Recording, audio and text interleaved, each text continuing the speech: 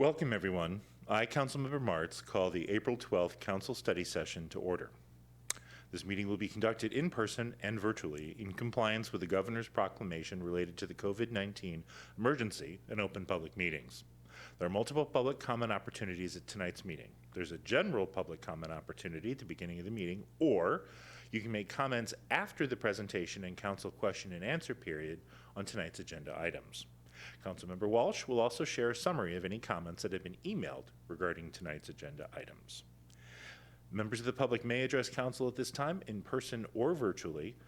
Those who signed up in advance to make comments will be called first. If you are joining virtually and would like to make comments, please raise your virtual hand. If you are on the phone, press *3. If you have joined by computer or smartphone, look for a hand icon. This varies by device. One option may be to go to the participant panel and choose the raise hand icon in the lower right-hand corner.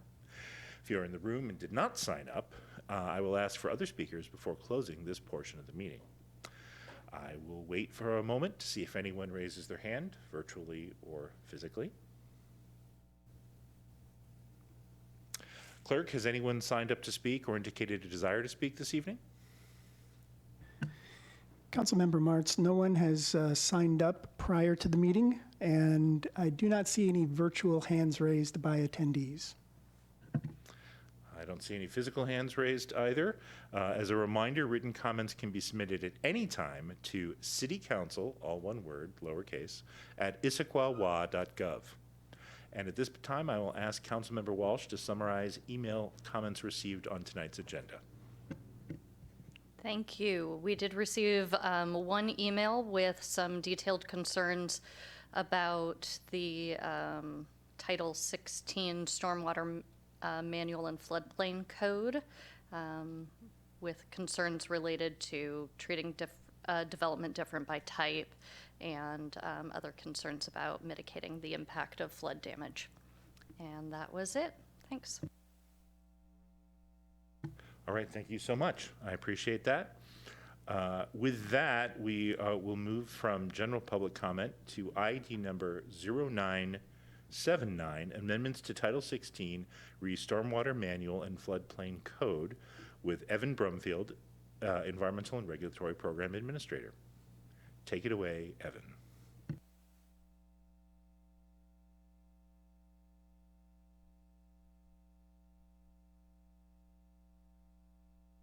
Can you hear me? Yes, we sure can. Chris, I'm not able to share my screen. Is there a trick I got to do here? I can make you the presenter. I thought Paul was the presenter. Oh, okay. Yeah, please make me the presenter.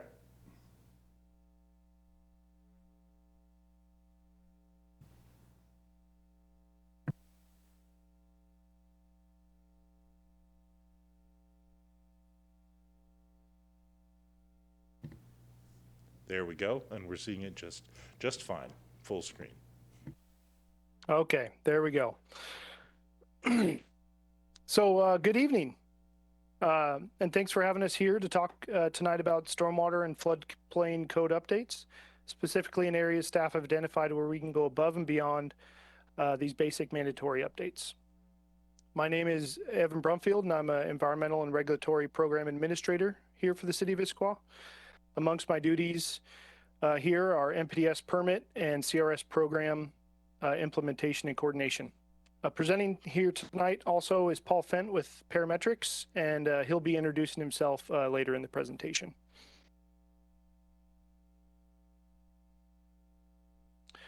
So why are we here tonight?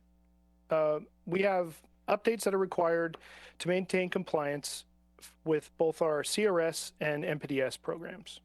So updates will occur in IMC 1636, areas of special flood hazard, and the driver for that is our CRS user manual update. And then as well for our stormwater in IMC 16, 13, and 12. And the mandatory update for that is our MPDS permit requires Issaquah to update our stormwater design manual by June 30th of 2022. So in Issaquah, our stormwater design manual is made up of two separate documents. One is our ecology Stormwater Management Manual of Western Washington, also referred to as the Ecology Manual, and our Stormwater Design Manual Addendum. The addendum allows us to be more locally prescriptive of the Ecology Manual to make it fit Issaquah a little better. For our Ecology Manual, we'll be updating from our 2014 version to the most current 2019 version. But really, we want to talk about where can we go above and beyond these basic requirements to accommodate for climate change. So, direction that we're asking here tonight. Number one, do we only adopt the basic requirements to maintain compliance with our CRS and NPDES permit? Number two, do we go above and beyond these basic requirements to accommodate for climate change? And number three, kind of getting a little granular in the weeds with these above and beyond requirements. Should we add an extra foot of flood protection elevation should an extra foot of flood protection elevation be added to single-family residential flood standards to accommodate for climate change? So when we talk about elevating the single-family residence, we're talking about increased flood standards as they pertain to single-family residents, not elevating a whole entire house all the time. So that's important to kind of to know, in that we're not increasing the requirements to elevate, we're just increasing the standard. And so the same triggers that would cause a single-family resident to elevate would apply here as well.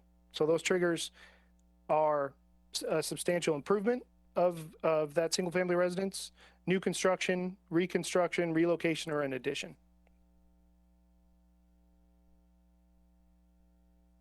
So background. Staff have identified areas where we can go above and beyond these basic requirements. The following slides will go over each of these areas that we've identified. Floodplain protection requirements for future floods, future stormwater control standards, and critical drainage review. We've received some questions from council members on some of these items, and throughout this presentation, we'll be addressing them. Now I'll hand it off to Paul, and Paul, please introduce yourself. Hello, I'm Paul Fent. I'm with Parametrics Inc., and I am the Storm and Surface Water Management Group Leader with the firm. I have a number of years of experience with implementing flood regulations, and I was a flood plain manager for a county, and understand a number of the requirements that are expected out of the code. So the first thing I'm going to talk about is the idea of future floodplain protection for future floods. And so the question is what is the appropriate flood protection level?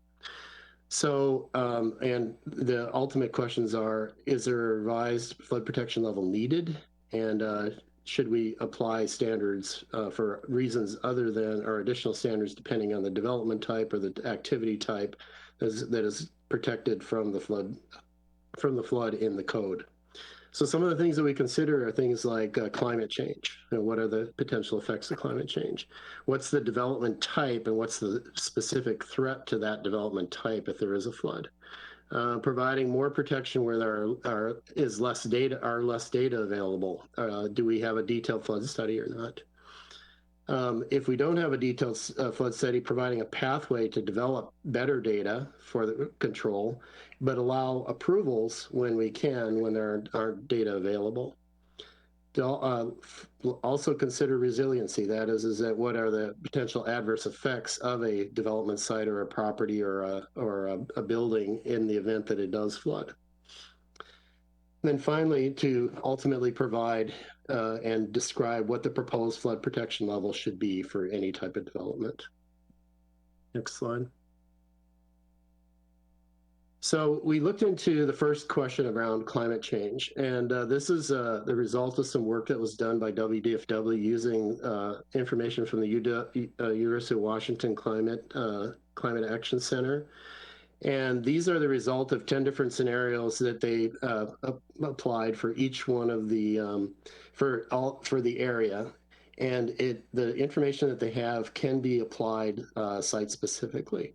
So what this represents is the percent of change in expected peak flows for the 100-year flow in Issaquah Creek and Tibbetts Creek. And I'll show you in a minute why we chose those two, but obviously they dominate the city and the city drainage area and the city floodplains.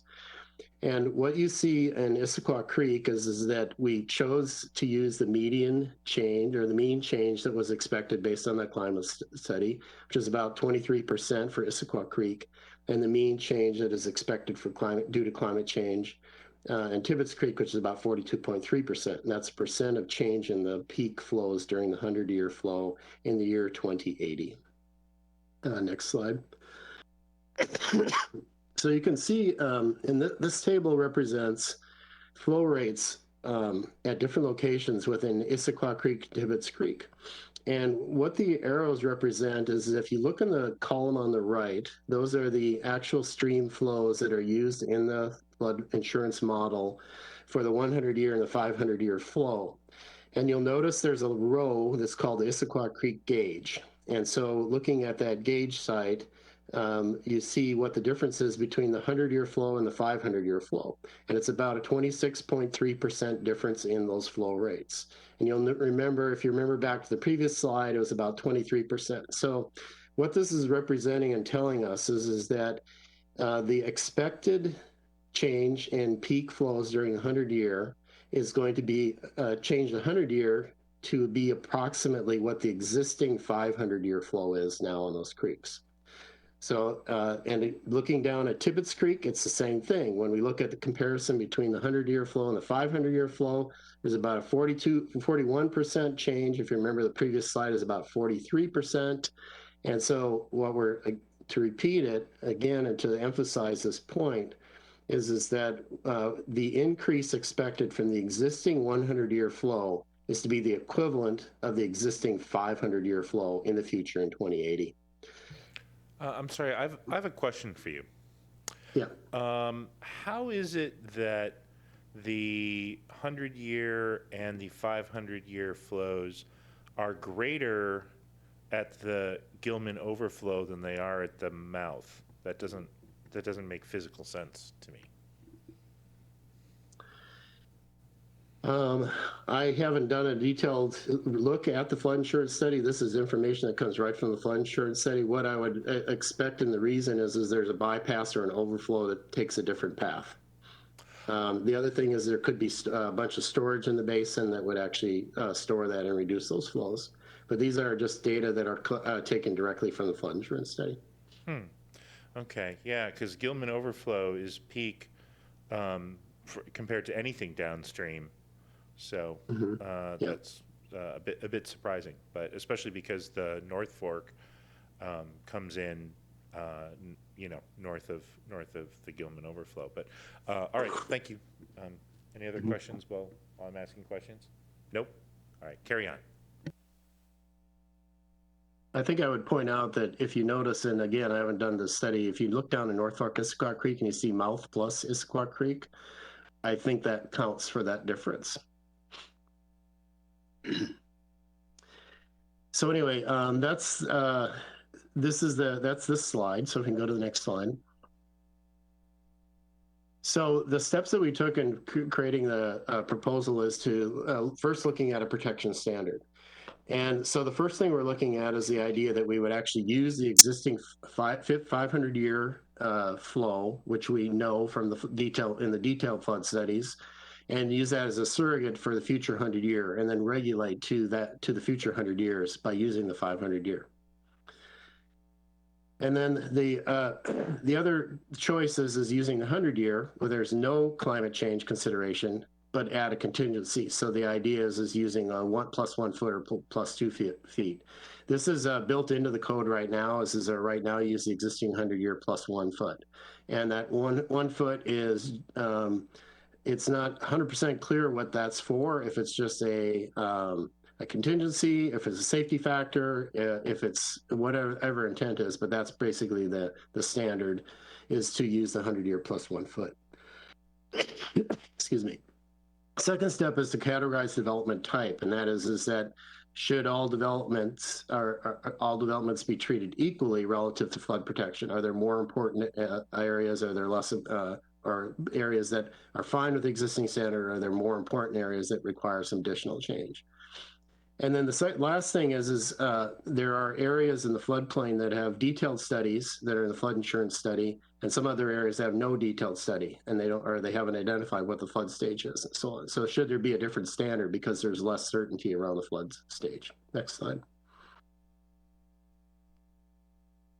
So this is what we've come up with in our proposal, and the way I would look at this is that each of the icons represent different development types, like housing or key facilities like hospitals and fire and police, or highways and so on. And so each one of those represents that. Right now, the middle gray bar is basically the existing standard, which is the 100-year, which is base flood plus 1 foot. And so what we're proposing is that those activities that are in the top bar would actually go to what we call a base flood elevation, which is the 100-year, is another term for the 100-year, which is base flood elevation plus 2. And the purpose of that is that 1 foot would be for that climate change that we see, the climate change difference that we see between the 100-year and the 500-year, and the other foot would be that contingency that's already built in here. I should point out something from that previous slide when you saw all the numbers, is that the significance of the 1 foot is that there's only a foot or less difference between the 100-year and the 500-year stages. And so because there's only that 1 foot difference, then we're saying that if we go to the 500-year, we're assuming that the flood stages are going to be about a foot higher than they are right now in the future.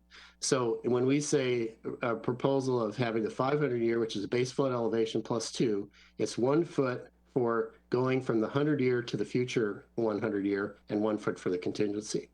So what we recommended is that the icons, or the types of development activities that are in the top row, actually have a higher level of standard, which is basically the climate change plus the 1 foot of contingency. That the activities that are in the middle bar are using the existing standard, which is 100-year plus 1 foot, and not either using the 1 foot as the surrogate for the future or as a contingency. You can call it either one, but it's just 1 foot. And everything that's in the bottom is basically, we included that because those are things that are a little less clear about what the flood expectations are for protecting those and so on. So it's just to add a little bit of clarity to other types of development and what the flood protection standard could be for those types. And they generally tend to be things that are more resilient, more tolerant of flooding. Next slide. So to get an idea about detailed flood studies and non-detailed flood studies, if you can recognize this snippet here, that's the interstate that runs right through the middle of it. That's Gilman to the south with those zone AOs. Issaquah Creek is running kind of in the northeast corner of this, and then that zone AH blob is the pond at Costco.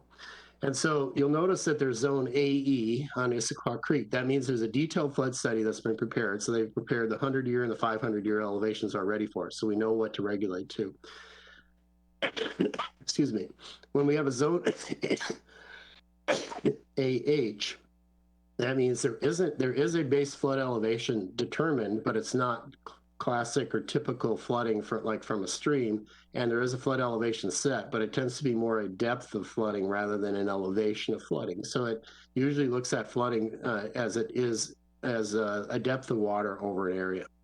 The zone AOs that are down by Gilman and south of the freeway are those are areas where only depth has been determined. So that they just know that it floods, but it floods at certain depths. And so if you can read that under one of the zone AOs, it says depth of 1 foot, and another one it says depth of 2 feet. So that's the expected flooding depths and so on. So this gives you two things. One is that just so you can relate to a place that you know as far as where a detailed flood study might be done and a not-detailed flood study might be done. And the other is to show that all these circumstances do occur in town in a very close area. You have AEs, AOs, AHs, zone Xs. You've got the whole run of all the different types of floodplains. Next slide. So this is our proposal for looking at flood protection when there's not a detailed study. So there's a little less certainty around what the flood elevation should be, and maybe a little bit more protection or contingency should be considered. So again, the middle bar, BFE +1, the base flood elevation +1, is representing what the existing conditions are.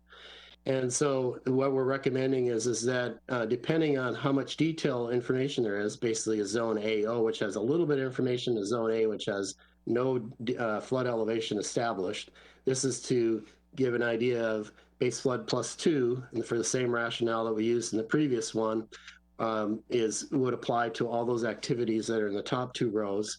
And then the base flood elevation, which is a lower standard but still protective, is for areas that tend to either be not clear in the ordinance about if they're protected, and they tend to be more resilient to flooding. And so the idea here again is that base flood +1, 1 foot for climate change, and our base flood +2, 1 foot for climate change, and then 1 foot for the contingency. You'll notice that some of those areas, some of the icons are in green. That's because in the zone AO, that's a depth standard, not an flood elevation. So we're recommending that everything be elevated 3 feet above the ground in those areas. Next slide. So we're going to move to the next topic, and that is that future potential stormwater standards. And this has to do with what should the hydrology, or what should the rainfall record or the climate record, what climate record should be used when evaluating stormwater management facilities. So this is really focused on when you're designing stormwater flow control and water quality facilities, when you're designing conveyance and it's just typical site drainage, and when you're evaluating the downstream capacity in the system. These are the classic things that are included in the Stormwater Management Manual.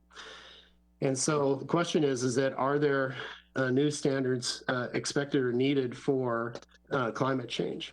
Well, we can argue and suggest that there are, but what we're recommending in this case is that right now King County is looking at the climate record and looking at changes in the climate and so on over time. And they are evaluating, and then they're looking at the projections for the future, and they're going to be developing a new rainfall record that gets run through the models for designing these types of facilities and so on.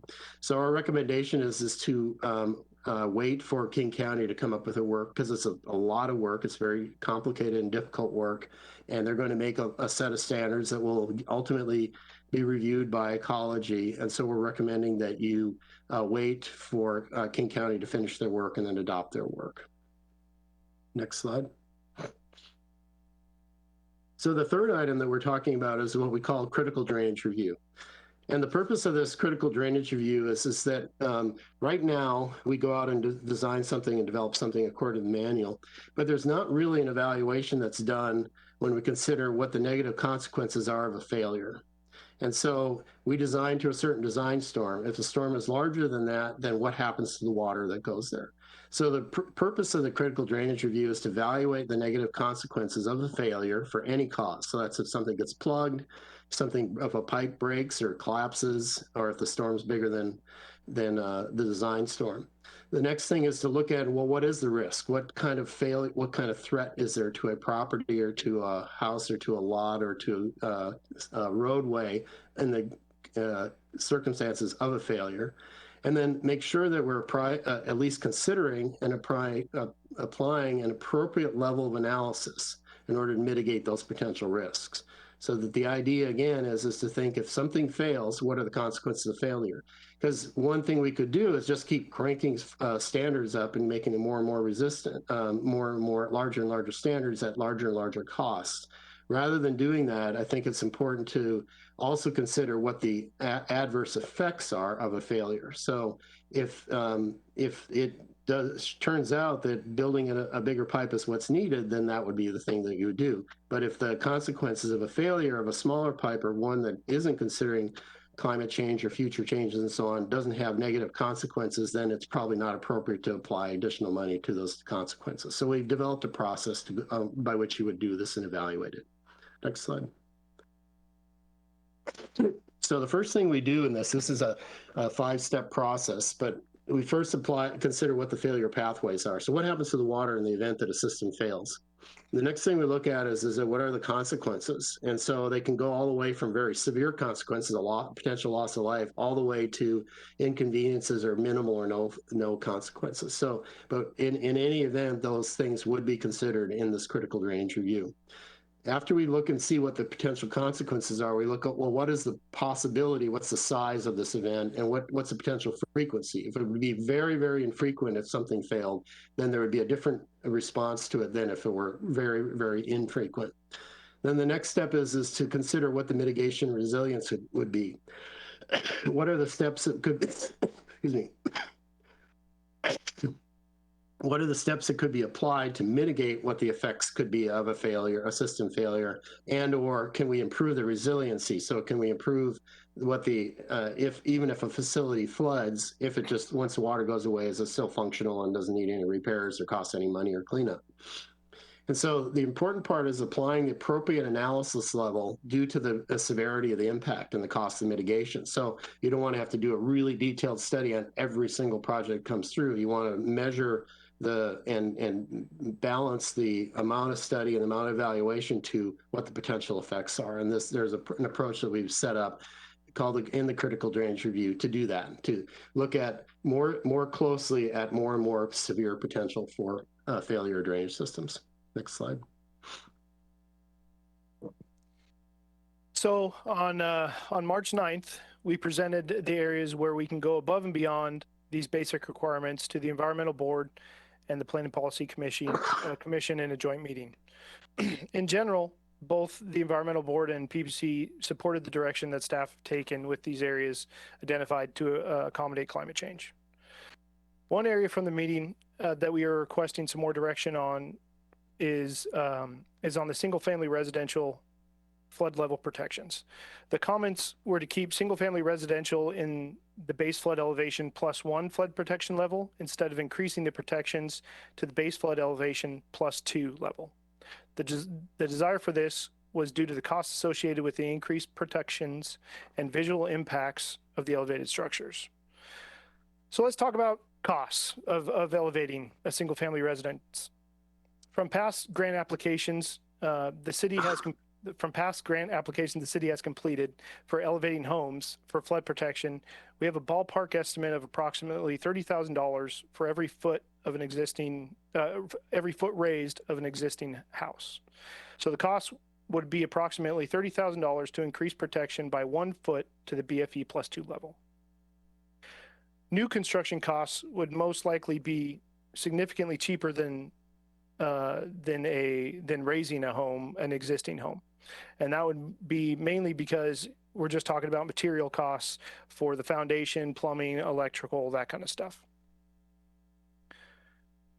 So you're impacted by a flood and, you know, now we have a claim that we have to do. So we have flood insurance claim records here at the city of Issaquah that we used to receive from FEMA.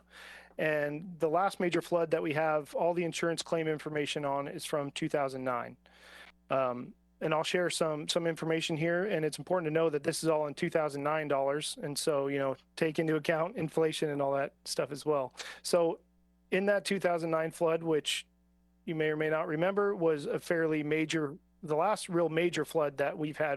2020 was also a major flood, but 2009 was really big. That's where the place where Atlas is now turned into the bathtub, all that kind of stuff. It was really impactful. There was 9 claims from that flood with an average claim of $83,000, with the highest claim being $446,000 and the lowest being $13,000. So with the rise in all costs really and property values, especially since 2009, it is certain the cost of claims to increase as well. So in general, the majority of Issaquah's regulated floodplain is made up of single-family residents.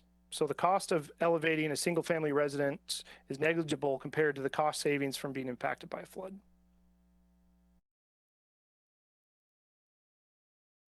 Paul?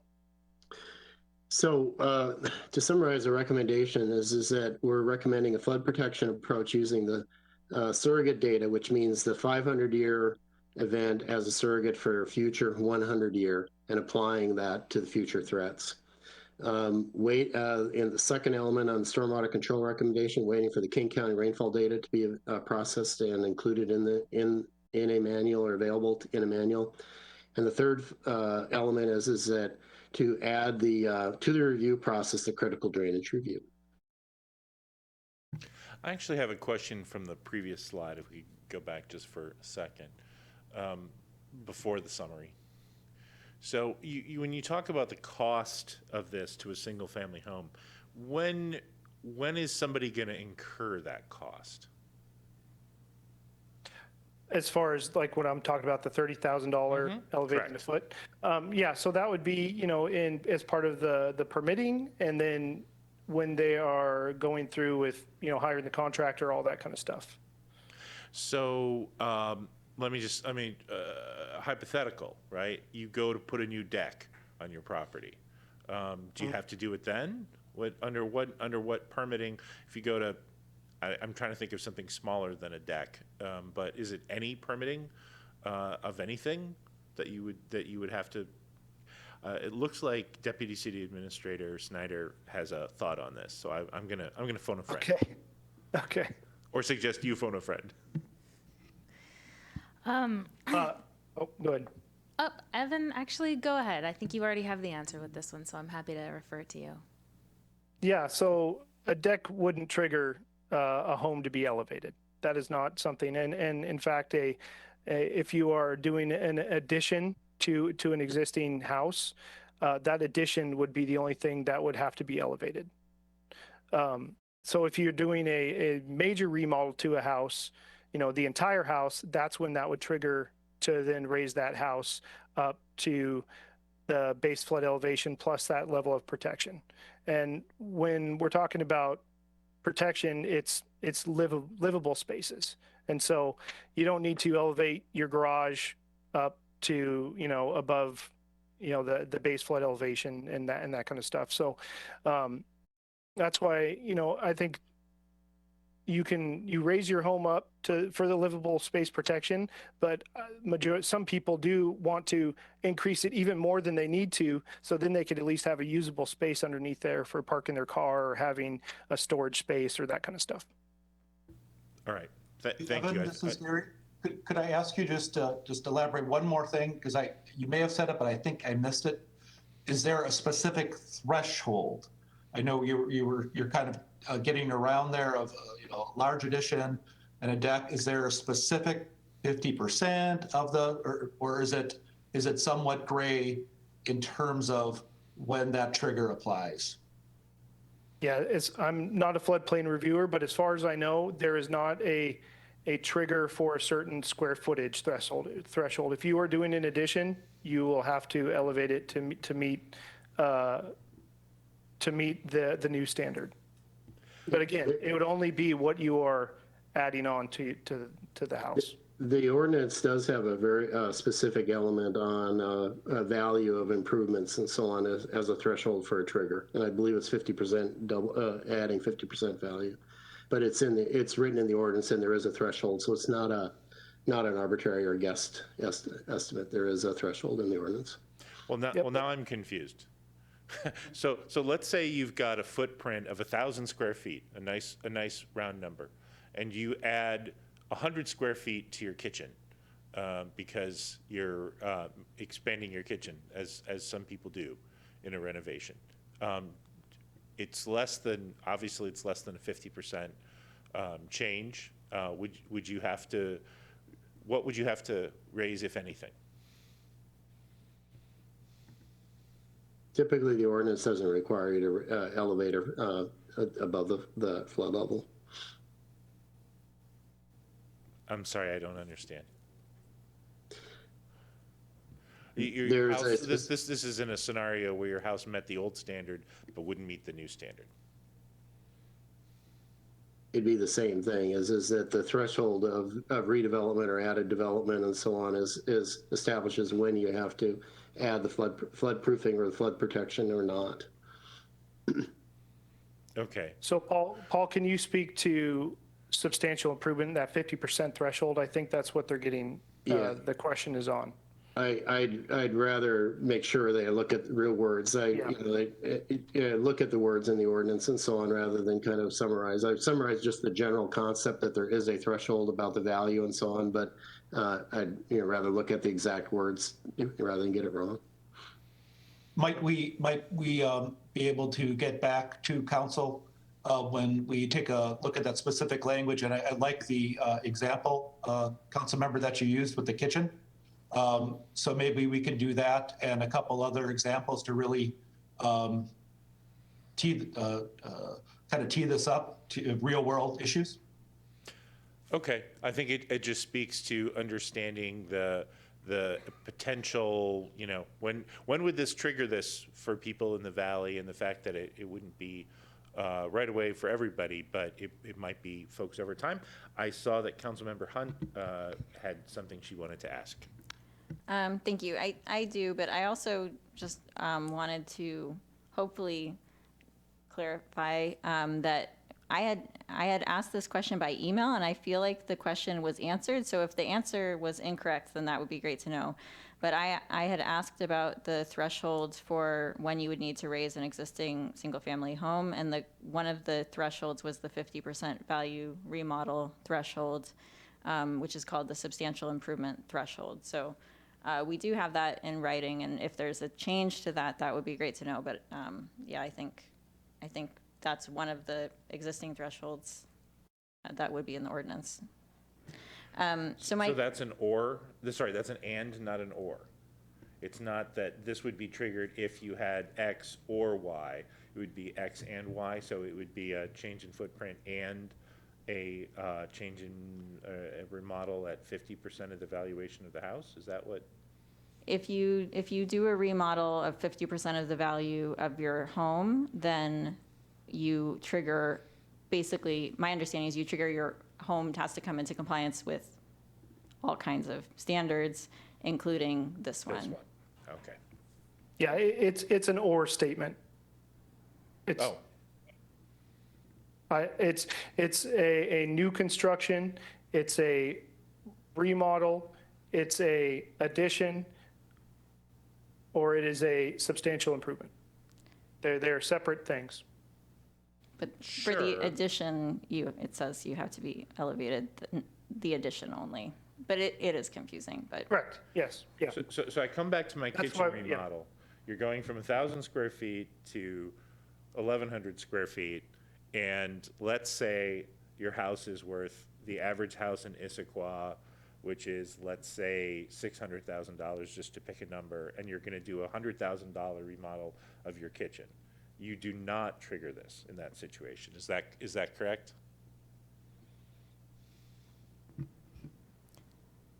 This is Deputy City Administrator Andrea Snyder, and that's correct. And so we can look up the exact language as provided and make sure to follow up with that for you to provide some peace of mind. Okay.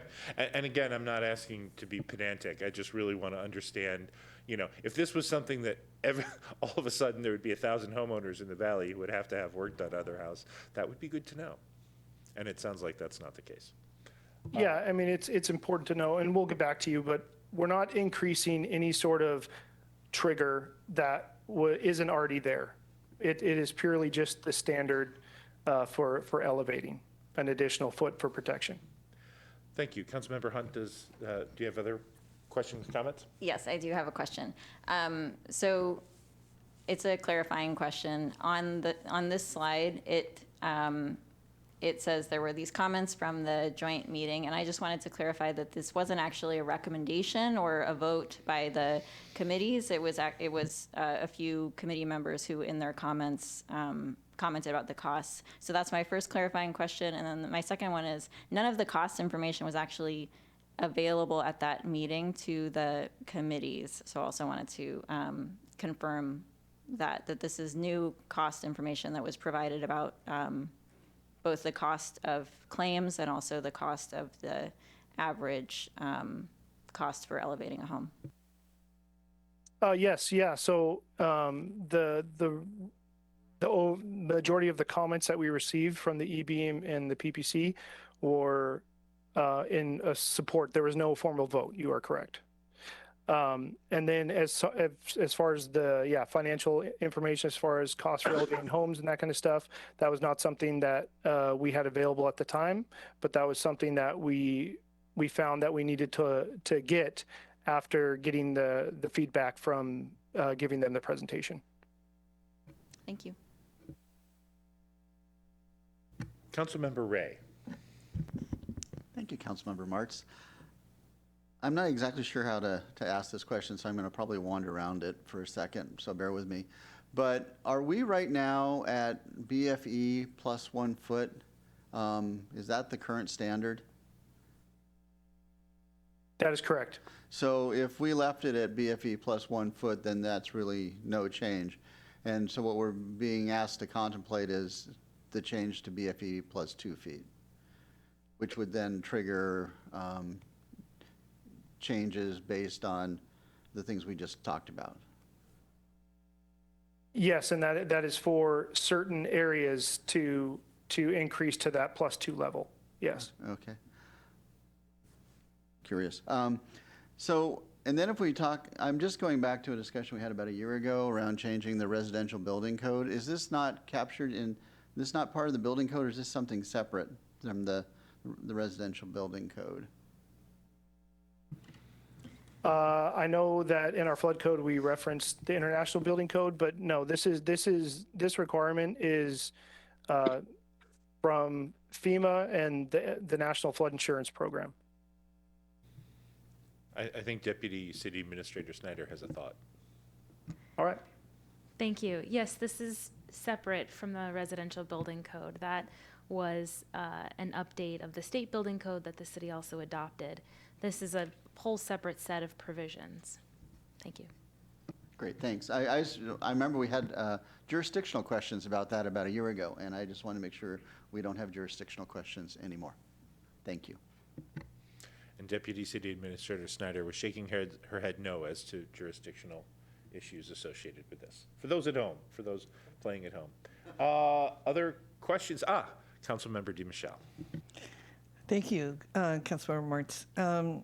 The Environmental Board and Planning Policy Commission, some of the members also expressed concern about visual impacts of elevated structures, and I'm just wondering if you could give us a little bit more of a flavor of what those objections or concerns might have been. Thank you. Yeah, I mean, so the visual impacts were just the character of looking, at a building that would be elevated compared to a building that would not be elevated. And so a lot of that is going to, would resolve itself as redevelopment occurs, that homes would get to the same kind of elevation as they are. But yeah, that was what the comments on visual impacts were. So you're not going to have buildings on stilts and I'm just trying to, or really ugly, foundations, or it's just the height of the building not being the same as the height of the next building next to it is the concern. Yes, and I mean, there are homes that are already currently elevated all along Issaquah Creek, and I mean, you can see kind of how they're already elevated. And again, a lot of, I shouldn't say a lot of times, but sometimes homes choose to elevate even more than what they're required to, so then they can have that usable space beneath their home as well. Thank you. Any other questions right now before we? No, I do not see any other questions from my fellow council members at this moment. Okay, so we talked about proposal, so options. So we have 4 options for council that we're asking tonight, is to approve all the areas to go above and beyond these basic requirements to accommodate for climate change. Number 2, to only move forward with the basic updates needed to maintain compliance with CRS and MPDS, which does not take into account climate change. Number 3, increase the flood protection elevation for single-family residences to accommodate for climate change.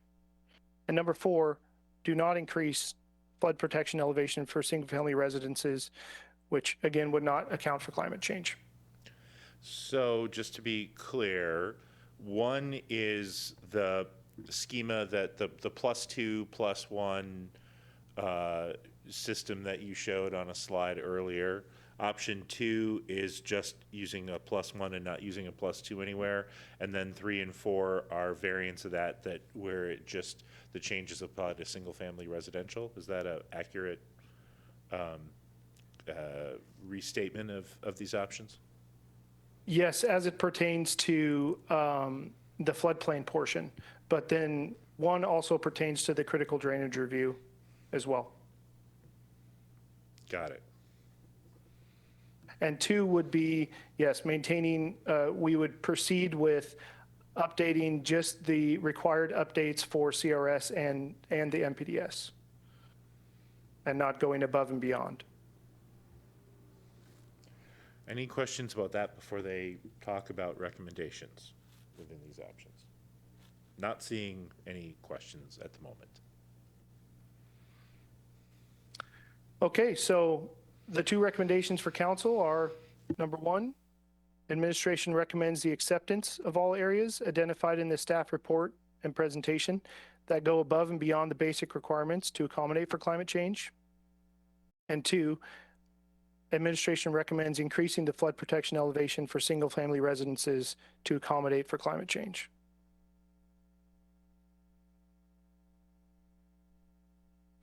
So timing and next steps.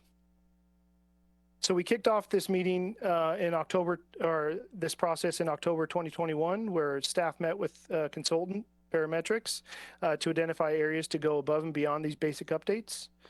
Then in March, on March 9th, we had the joint meeting with the Environmental Board. And we're here tonight presenting the options based on the feedback that we received from that joint meeting. Then after tonight, with what we hear, the feedback from council, we're going to be finalizing our draft code, and we're going to be preparing our SEPA. And then May 11th, we're scheduled to go back to the Environmental Board, most likely for our SEPA comment. And then May 16th, we're scheduled as well to come back to City Council meeting. But we do have some flexibility that we can maybe move this to a commission meeting if needed. And then we have another potential touch by City Council if needed to schedule sometime between that May 16th and June 30th adoption. That could happen June 6th council meeting or the June 21st council meeting. And then adoption, June 30th. That's the hard deadline that we have for updating these basic requirements.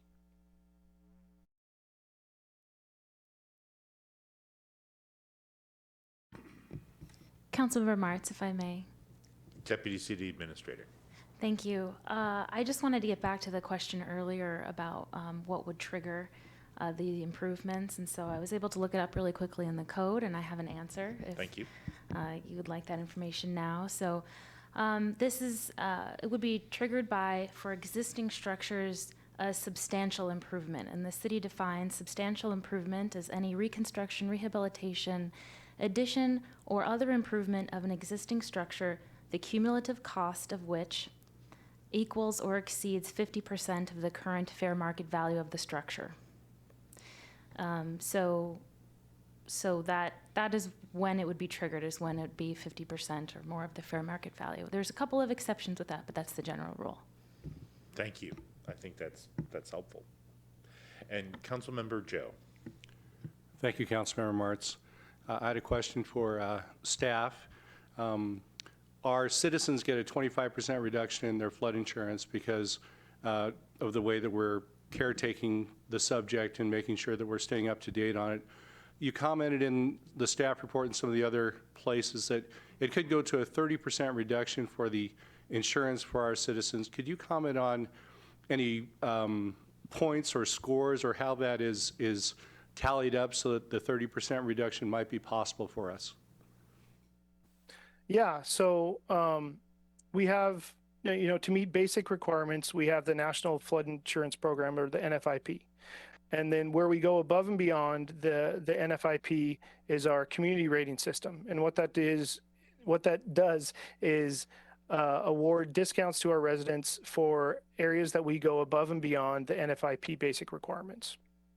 So we're a Class 5 city here in Issaquah, which is amongst the highest in King County. and the amount of points that we score are on flood management. So that's could be anywhere from the way that we conduct our stormwater maintenance to the way that we are building out our green spaces, that we're doing our flood improvement projects, that we're elevating homes. There's many different point breakdowns that kind of take into account for that. Our last, these points are awarded when we get audited. Our last audit was 4 or 5 years ago, and we were actually very close to becoming a Class 4 city, which would then bump us up into that 30% rate discount category. That's not to say that I'm not the magical calculator that can tell us that if we do this, we're going to bump immediately up to that Class 4. There is a lot of other areas that we need to improve on as well to do that. But this is definitely a step in the right direction. Well, I would just like to thank you for paying close attention to those details and encourage you to continue to do that so that we can get the highest discount that we can for our citizens as part of this project. Thank you. Deputy Council President Hall. Thank you very much. I have 3 quick questions, so feel free to interrupt and go to someone else if you want to come back to me in the middle. Go for it. First is, with regard to setting a BFE plus 2 standard, are we satisfied from a legal perspective? Is there any legal risk to the city that we should be aware of? I'm curious if City Attorney Turpin is on the line, or if Deputy City Administrator Snyder wants to comment on that. So be fine. This is the Deputy City Administrator. So your question was if there's any legal considerations for increasing this standard. I don't believe that there are. Other cities across the United States are planning for climate change in similar ways. Also, it doesn't cost the homeowner immediately. It's not a taking of any kind, so I don't believe that there's any legal concerns at this point. I'd also just like to take the opportunity to remind everyone that the city also has, for the past couple of years, successfully sought grants that would help residential homeowners elevate their homes as needed to, and so we would we would continue participating in those grant programs to be able to assist our residents in that way as well. Thank you very much. I just wanted to ask that question because I know it was brought up during the Joint Environmental Board PPC meeting, and I thought it was an interesting one. And actually, what you just answered answers my second question, which was if we were aware of any climate resilience grant programs that homeowners or direct property owners could apply for. So are the kinds of grant opportunities that we're seeing mostly available to cities to then disperse out, or is it, are there any that we know of that are kind of directly available to be applied for by residents? This is Andrea Snyder again. To my knowledge, most of the grant programs available are through cities and jurisdictions like us, and then we turn around and provide that money to our residents for their improvements. So we work with the residents directly and seek out those opportunities with homeowners to provide that funding for them. So we apply on their behalf for that funding. Great, and I've got one more question. Is that okay? Please. So you kind of talked to us a little bit about the approach of critical drainage review. I'm curious a little bit about what the process of actually getting a critical drainage review looks like. If I remember from the joint meeting, it seemed like it was on the property owner to secure that review. So I'm curious what the length of that review is like. Is it costly? And also, is it accessible in the market? Is it a pretty readily available service in the market right now that people would be able to get that? Or is it like, air conditioning where you have to wait a year in order for someone to actually come out? Paul, would you like to answer that? Sure. This is Paul Fenn. What's contemplated is that it's a review process that's built into it. First of all, it only applies to new development proposals or new houses and new development proposals that would be going through a standard review process anyway. So it'd be part of the normal review process. The materials are there's basically 4 steps built into the process that are very low step if it's likely that there's not an issue to a very complicated, much more complicated and detailed analysis of it that's a very complicated and potentially consequential change. So the first part is that there are 4 steps and there's gradations of the amount of work that would be added. Anywhere from somebody can write basically a half a page or 1 page analysis says that we don't anticipate any problems, and all that would be required is a site map and basically drainage arrows that show what the disposition of water is, up to an engineering analysis that would say cost benefit of I need to build this pipe bigger, I need to protect this home, I need to raise this, I need to change the road, I need to change some sort of part of the drainage system. So there's a gradation of the amount of effort. It's would be part of the regular review process. And as a consultant, I know that the type of analysis that's being asked for is certainly within the skill sets of people to do the kind of work that I do. So I don't see that it would be a special skill and that would be needed or any other sort of training or other special evaluation. And it would be readily added to the review process that exists right now. Thank you very much. And with that, I will go to Council President Walsh. Thank you, Councilmember Martz. I will actually pick up on the same area of the drainage studies. So I also have a lot of questions about who pays for it, who conducts the study, who's the reviewer who looks at it and says, yes, this is good enough, or no, that isn't. And I'd like to see that in whatever you're bringing back. But if the study finds there are large failure risks, large impacts of failures, how does that finding impact a potential project? Could it block development? Could it require adjustments to development? Is it legally binding? How is all of that handled? This is something that's new for us, obviously. I think that the best way to look at it is that it would be it's really actually an element that's not commonly looked at in the stormwater manual right now. So I would suggest that it is something that is new that is included. It's not something that's that would require necessarily more information or more mapping or more basic foundational review or information and so on, but it is something that's not typically looked at. And so as far as the potential outcomes, there is a potential that there's an outcome where there would be a not insignificant change in a development, meaning that they could be required to put in a larger pipe, they could be required to direct water in a different direction, they could be required to add protections to homes that would not normally be protected in the evaluation. And it would all be in response to what the potential threat is. So the idea is to set up so that the threat mitigation is completely commensurate with the threat risk.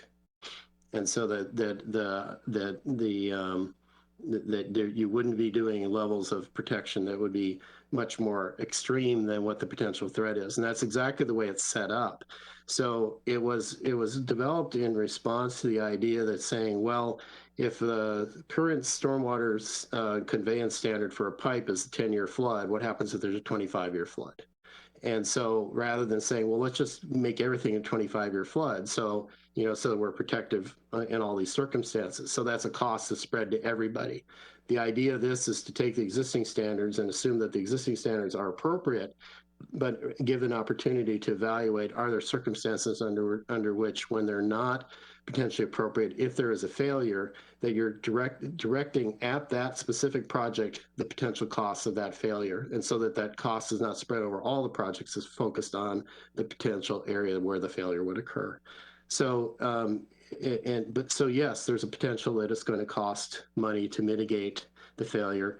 The other thing is that you have the opportunity to actually build in resiliency. So there are other mitigations other than just correcting the drainage problem. There are ways to mitigate the potential of the impact or to make the facility that would be potentially damaged more resilient, so it can get wet and it would dry out and still work. So it's really intended to be be very focused on specifically addressing the risk and doing the risk mitigation in balance with each other. And as far as the review, it would be, right now we're adding it to the stormwater addendum, so it'd just be another step in that process. And all the review would be done at the same time as any other review approval, and it could be readily handled by the people that are doing the stormwater reviews right now. So I have follow-ups on that, and then I have 3 other questions, so happy to adjust around. So what I didn't hear in your response is, I liked hearing a lot of that, but what I didn't hear is, could it block a project from being developed, and is the findings of that study and any mitigation requirements legally binding? I don't believe that there's a circumstance under which a project would be blocked. I think that there would be projects, it's possible that there would be projects that would require, some mitigations and so on that would not be inexpensive. But I started my career doing plan reviews and so on, and I remember my supervisor saying, I've never not approved a project, but you do need to make adjustments to projects until they're approvable. And I don't see any scenario under which this would stop a project. Okay. How do you want me to proceed? Keep going. Okay. So can someone bring up slide 9?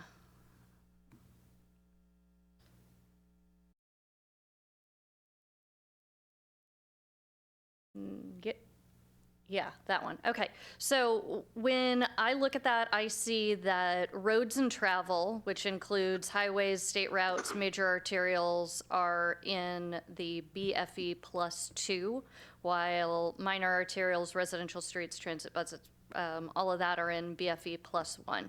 Can you tell me where they are now, and if this is an adjustment to what the current requirements are? I think everything that's in the right now is in the middle column. So everything that's in the top row and the blue row are added. The only exception I would offer is that, for example, with transit, if it is a part of a federal project, they would probably be required to do the FTA executive order mitigation, which is actually +3 feet or the 500-year. But otherwise, everything right now is in the middle. The current standard is the gray row.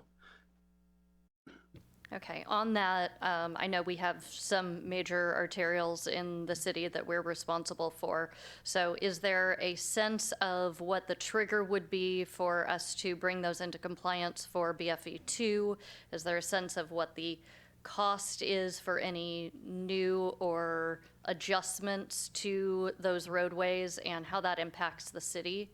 And then if we have to make a roadway up to BFE +2, how does that adjust, or how does that impact the parcels that are nearby? Are there any cost requirements to them?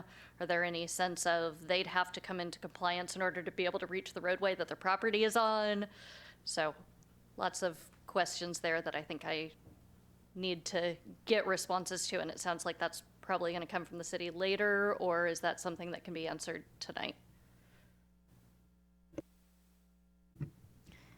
This is Deputy City Administrator Andrea Snyder. I think we're going to have to come back to you with answers for those things later at a different date. Thank you. Great. 2 more questions. Yeah, 2 to go. Yep. What's the timeline for King County's rainfall data review? And is there anything you think that we could or should accomplish in the meantime, depending on what that timeline is? Yeah, I can. Oh, yeah. We don't know. We're thinking it's going to be in the next couple of years. But the one thing that we can, accomplish in the meantime is that's why we're putting forward with this critical drainage review. So it's our way that we can take into account the the lack of locally specific rainfall data, and critical drainage review is our way that we can take that into account. You know, it might be while we're waiting for that data, we could continue to keep using critical drainage review even once we get that rainfall data and adopt it and use it. But I guess that's what I'm saying. Paul, do you have anything more to say on that?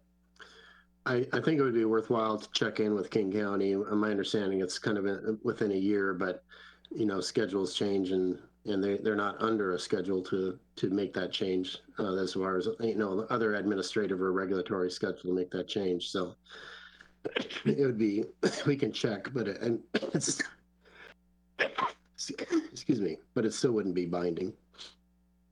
And we're going through this process with our stormwater standards, and this is something that we're going to most likely be doing every 5 years as we get a new MPDS permit. Our permit are in 5-year cycles, and so every permit has a permit requirement in it to update our stormwater standards. So we're going to be going through this process most likely every 5 years, and so this is something that we can. So most likely in 5 years, we will have that local data. Okay, thank you. And just to follow up on that, I would like to know if someone can contact King County and get a sense whether it's 1 year or 3 years. That kind of makes a difference. Last question, what's the thought process around the septic tank drain fields being kept in BFE +1 rather than moving them up? That to me seems risky in a way that is dangerous for our waterways, but I would appreciate an explanation. Paul? Well, right now that they would stay in what the existing standard is right now. Generally, the reason it's left there is that if the septic field is required to be at or above the 100-year flood, the rest of the house needs to be higher than that. And so typically it just starts, the septic tank elevation starts to drive the elevation of the house, and probably more than all the other elevation conversations we've had. So it's really part of that. I think there are other approaches to it, and that it would be just to not allow septic tanks in the floodplain. And but right now we're just keeping with the existing standard, mainly because of the difficulty of making a house work with a septic tank drain field above the 100-year. Okay, now you've made me curious. Could we require no septic tanks in floodplains? This is Deputy City Administrator Snyder. As you know, we have been considering areas of the city that are still on septic and trying to encourage and work with the neighborhoods to get connected to city sewer. It's one of our priorities as we're within the urban growth area. It's something we've been working with our neighborhoods on. This particular policy is something we've been discussing recently, and we will return to council with a greater discussion on it when we have more information collected. Other questions, Council President Walsh? For now. All right. Okay. Any other questions? And then we can move on to the specific. We'll tee up the directions and then, or direction needed, and then see if anybody in the public wants to speak before we start opining. Do you want to restate the direction needed? Yes. Yeah. Thank you. So 3 areas we're looking for direction. Is one, only adopt the basic requirements to maintain our compliance with the CRS and MPDS permit. 2, do we go above and beyond these basic requirements to accommodate for climate change? And 3, again, getting into that kind of granular, should we add an extra foot of flood protection elevation for single-family residential flood standards to accommodate for climate change? All right. So at this point, I will ask the clerk if anyone online has indicated an interest in speaking to this topic before we discuss it amongst ourselves. Councilmember Martz. Connie Marsh would like to speak. All right, so let me do my spiel then, if that's okay. Citizen comments are an important part of the public process. We take them seriously and factor them into the decisions we make. Please direct comments to the whole council and not to individuals. While this is not a question and answer session, we will contact you to follow up if needed. When recognized, unmute your microphone, and for those remote, or step up to the lectern if you're here. State your name, address, and relationship to the city. Speak clearly and pause frequently. Limit comments to 5 minutes. If you are attending virtually and do not respond after your name or phone number is called, or if your connection is lost unexpectedly, the meeting will need to proceed. You are encouraged to rejoin the meeting if able. Personal attacks, obscene language, derogatory remarks, and disruptive behavior will not be permitted. With that, I will ask the clerk to offer the floor to Ms. Marsh. Connie, I've made you a panelist. You should now have the option to unmute and also turn on your video. Hi, here I am. Connie Marsh, I live up on Squawk Mountain. And so I'm going to give my opinion on the directions needed. No, we can't just adopt the basic requirements. Frankly, the basic requirements don't work even where we are now. And so we have to move better and forward. Yes, go above and beyond the basic requirements. I'm going to skip the extra foot of flood protection because I don't entirely understand why that is a separate question when it, well, anyway. And I'm going to go to the critical drainage review and say, yes, we need critical drainage review. I am curious as to what they're going to call consequences, because a lot of what we have is turbidity in the creeks, fish, environmental concerns, and everything I saw listed in this area was about people in the built environment. So I want to make sure that we're also talking about our ability to keep endangered species in our creeks. And then I want to say that we need funding to remediate the past, because our drainage, a lot of our stormwater systems are very old, are below standard, don't work well, flood all the time. And so what are we going to do to fix those? All this is sort of looking into the future. So I didn't quite understand whether the critical drainage review had the same threshold of 50% valuation.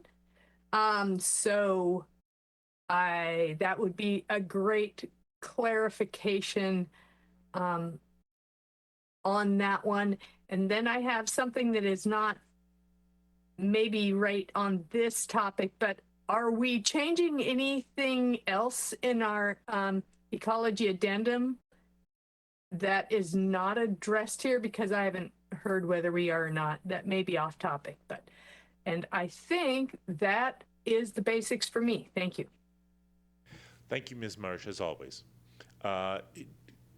Clerk, do we have anyone else who wishes to address us this evening on this? Councilmember Martz, we do not. We do have one member of the audience here, so I will invite you to come to a microphone and give us your name, address, relationship to the city, and then you have 5 minutes. And yes, feel free to use that microphone. Just a brief comment. I do support all I'm sorry, name, address, and relationship to the city. Julia Midlil, live on Squawk Mountain, just a resident here. So with climate change and everything, I think we need to do a lot better to mitigate against it and do action against it, because that's way less expensive than dealing with the consequences. So I think you should do all three of these. The two latter options. So that's all. Thank you. Thank you very much for your comment. And I will do one final ask. We'll do sort of the, we don't have to do the three like we used to, right? We don't have to call 3 times. No, you do not. Clerk, just double checking, no one else to comment. I No. do not see anybody virtually, and I see no one else in the space. Councilmember. Thank you. So with that, open it up to discussion and response on these three items.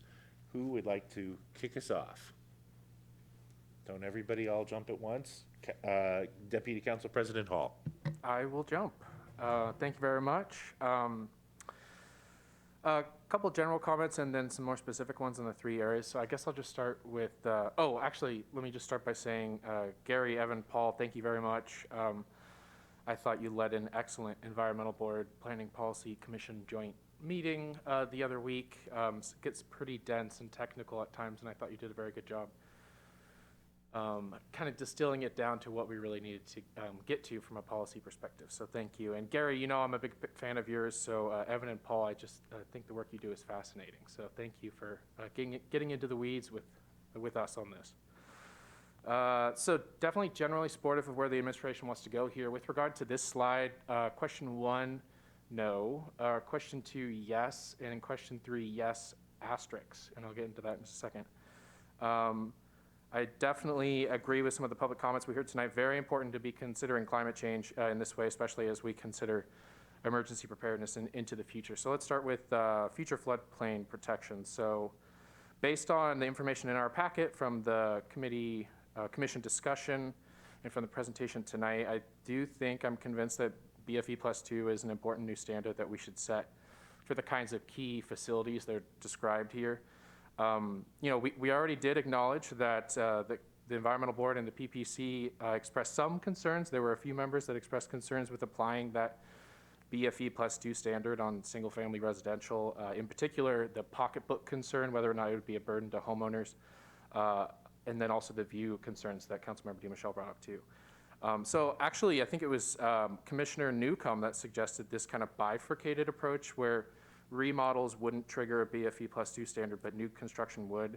And I think with regard to single-family residences, I think that this is a pretty good interim solution. But one of our primary goals here on council is the safety of our residents and their property when we're talking about flood management. So I also think there's a pretty deep nexus here for some deeper community engagement. I completely understand concerns around whether it would be a burden or a hardship. But I also worry about the consequences of creating kind of an unequal patchwork. What are the real world implications of a decision like that? Would a BFE plus 2 home make it more likely for adjacent homes to experience flood damage? Does this have any impact on our current stormwater collection system? What does this mean in terms of equity? I just think that there are a lot of questions around all this still, so there's clearly more dialogue and outreach needed in this space. But I do think the bifurcated approach would work for now, assuming there's a commitment from council and the administration to kind of get deeper into that issue later. And then also, Commissioner Milligan brought up an important consideration about assisted living facilities. And just to add kind of a deeper layer of nuance on that, there are some single-family residential homes here in Issaquah that have been converted to assisted living facilities within what city code allows. So I also want us to be mindful of the pocketbook concerns of these important facilities too, so we don't unintentionally uproot this business model, which of course kind of presents a dilemma in my mind, right? Because we want to ensure that these vulnerable populations are protected from flood events, but we also want to ensure that the needs of vulnerable populations can continue to be met in the first place by this business model. So I'd kind of like staff to chew on that a little bit and maybe come back to us with a recommendation. Let's see. And then kind of off tangent, this whole conversation also got me thinking about how we interact with these kinds of assisted care facilities during emergencies like flood events. So I'm hoping the administration could kind of circle back with us on that with details, maybe at a later time. How do we communicate with them in flood events? Are there any resources that we provide? Do we transport them to safe havens, anything like that? All right, so that was future floodplain protection, future stormwater control standards. It's definitely clear that these design storms that we're rely on rainfall data and future projections. So I think it makes sense to wait for the King County rainfall modeling, even if it is, even if we're really unsure, like 1 to 3 years, because we have this critical drainage review aspect that should help fill in the gaps for now. Commissioner Lewis brought up a really interesting, compelling suggestion, which was to kind of put together a framework of what we hope to see from their updated manual. So we have something to measure alignment with our own standards expectations. So I think that there's potentially some work that we could be doing while we wait with regard to the stormwater control standards. And then critical drainage review, I think for the most part, I'm supportive of thinking about system failure in this way, especially while we're waiting on the rainfall data. I'm curious as to whether or not it looks like it's coming back to a regular council meeting. I wasn't sure if that was part of the SEPA process, that a hearing has to be continued or something. But I do think that this would be appropriate for one of the council committees that are soon to be established before then it comes back to a council meeting for final adoption. And then another kind of off-tangent comment, these kinds of considerations for flood events also got me thinking about wildfire events and the similar kinds of planning tools and levers that are available to us. Do we need to be creating new wildland-urban interface standards in the same kind of way? I don't know. I just want to, I'm hoping the administration can kind of add this to a list of future topics for us to consider into the future. So those are my comments, and again, thank you very much. Thank you, Deputy Council President Hall. Now on to Councilmember Hunt. Thank you, Councilmember Martz. I support the going above and beyond the basic requirements to accommodate climate change, which is direction on number 2 on this slide. Although I have, in my opinion, this isn't really going above and beyond because it is taking into account best available science and our current predictions about what will happen in the future. So it should really be what we do. That said, I support it. And then on number 3, should an extra foot of flood protection apply to single-family residential? Most of our floodplains are single-family residential areas, and so to accommodate point 2, which is to accommodate climate change, yes, we should add this extra foot of flood protection elevation to single-family residential, and I have no reservations about that. I found that there is a very great informational packet online that's produced by City of Issaquah. It's called You Live in a Floodplain, Are You Ready? And it talks about the history of flooding. So since 1975, significant floods have occurred in 1986, 1990 twice, 1986, 1990 twice, 1996, 2009, and 2020. And these floods were about at the 25-year events level. But as you can see, sometimes they occur much more frequently than once every 25 years, which is part of the probability involved here. And the 1996 and January 2009 floods represent the most damaging floods, and there were total flood losses in the millions of dollars. So this had to be shouldered by residents.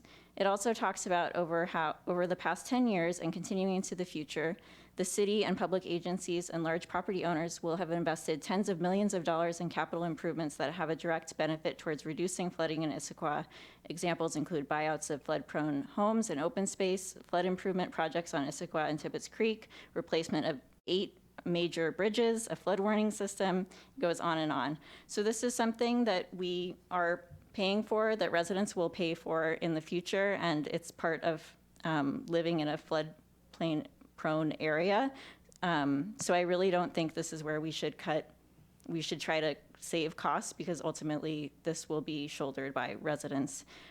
So prevention here is more important, especially because of the emergency aspects of these protections against flooding. So I'm supportive of these changes. I did listen to the meeting, and I understand that we should take into account the costs. I think we should get more information about that, and it was raised by a few of the commissioners. But as I mentioned in my question, the cost information wasn't actually provided at that meeting. So I think taking into account the cost information that we have now, council can consider that. We can consider that we also are very likely to be able to save on insurance premiums for our residents, and that's also important. And also that with the cost of housing going up, the cost of claims for flood-related damage will go up. So again, I think with the cost information we have, the administration's perspective, which is that the costs of flood damage will outweigh the costs of this extra flood protection, make a lot of sense. And the time to do this is with new building or when you're doing a full remodel of your home. So I am supportive of all of the changes that are recommended. One additional thing that I wanted to talk to is the septic issue. So we have septic systems in floodplains in Issaquah. This has come up before as an issue for the Wyra 8 Salmon Recovery Council. And when I was on Cascade Water Alliance, we also talked about this issue of septic systems in urban areas. I don't think that I think it needs to be addressed at a bigger policy level. I would like to get more information about when we can have that discussion because it's come up before and then we haven't had that discussion. But I found some information which basically leads me to understand that we don't have enough information to fully understand the implications of having septic systems in the floodplain. There's a Issaquah Creek Baseline Conditions Assessment Report, which came out in 2021, and it talks a lot about flooding and environmental problems associated with storms. These are habitat problems and problems with the environment, as well as problems with the homes that have backup of sewage into their homes, for example, during flooding. So one of the things from this report was that it says, on-site septic systems are located within some of the neighborhoods and upstream of the city and may be a source of bacteria in Issaquah Creek. And the SSWMP does not evaluate whether on-site septic systems contribute to bacteria in Issaquah Creek. So really, even within this very detailed study of the health of the creek basin, there's big unknown with septic systems. It is not just a problem in Issaquah, having septic systems that fail, that are at the end of life. This is a big problem for a lot of ecosystems, and it's something that we should get more information on and what our options are. In an email, it was mentioned that we could consider not allowing septic in the 100-year floodplain, and I think we should get more information and consider that bigger step. But for now, I support the current standards that are recommended by the administration on that. Thank you. Council President Walsh. Thank you, Councilmember Martz. I think what I'm going to say has a lot to do with what we've heard already. I think Councilmember Hunt brought up a very good point that if the data is showing us that this is what our flood potential situation is going to look like in 2080, this is not just going above and beyond, it's doing what we have to do in order to follow the science and be protective for our residents. So I am, yes, we should accommodate climate change. To not do so would be negligent. And yes, that includes having single-family residential homes at BFE +2.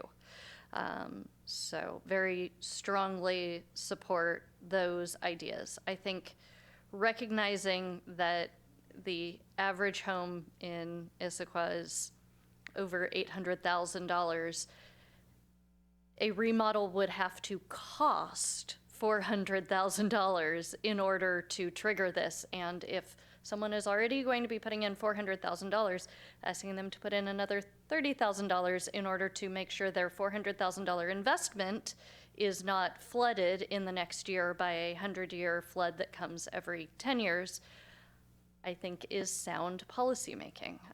So I think it's valid to have cost questions. I think the cost data that we've been given suggests that this is very financially prudent, both for individuals and as a requirement for a city. And then finally, I will just say, I'm really concerned about the septic tank issue. I know this is something that we want to have continued conversations with the community on.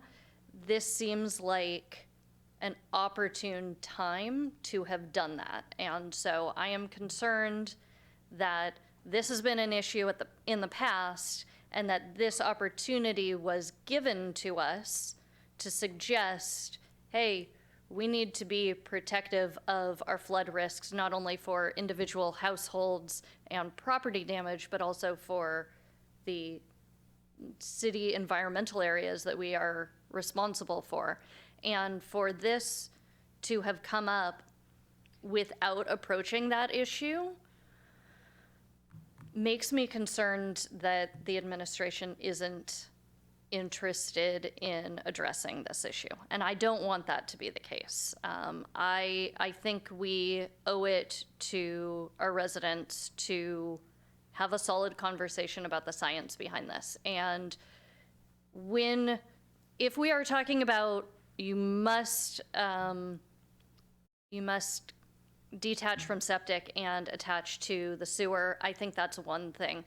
In this case, we're talking about only when there is a 50% remodel or new construction.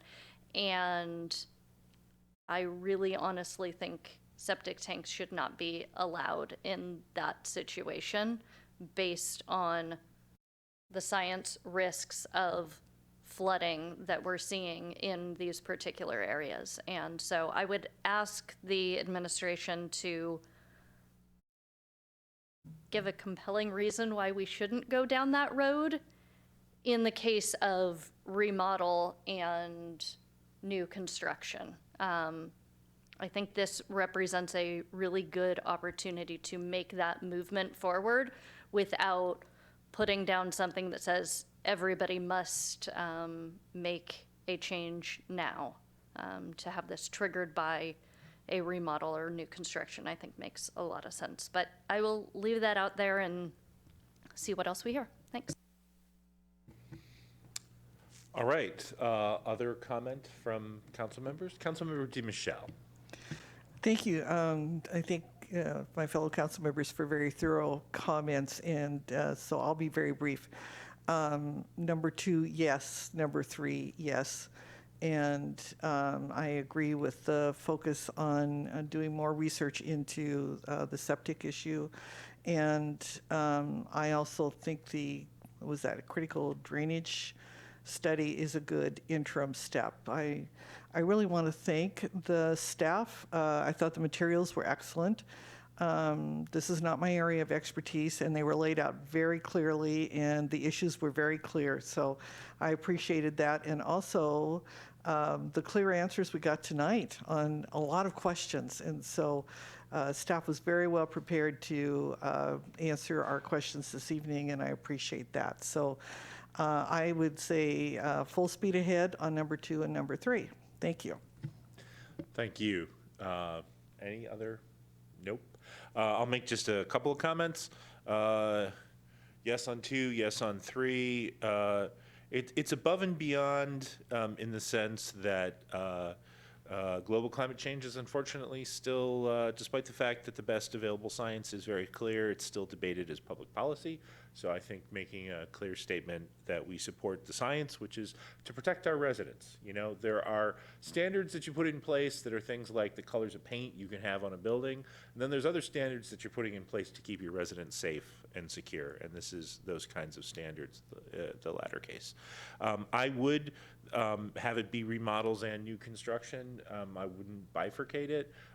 The standard, clearly today, we heard a lot of good information that remodel standard would be on significant changes. It wouldn't be my deck example, which had maybe been one of my concerns going in. Yes, on county data, more data is good. Data-driven decisions are good. Somebody mentioned, maybe there would be, I can't remember what the standards on, Deputy Council President, you had said down the road there might be similar standards. What was your example? Didn't you say, there was a fire, yeah, right, fire-wise or wildland urban interface fires. To that, I would add seismic, right? Seattle Times has had a really good article on the Seattle Fault, which regrettably runs right smack dab into the middle of our town. So, down the road, similar standards to keep our residents safe. I would imagine we may see updates to seismic standards in the not too distant future.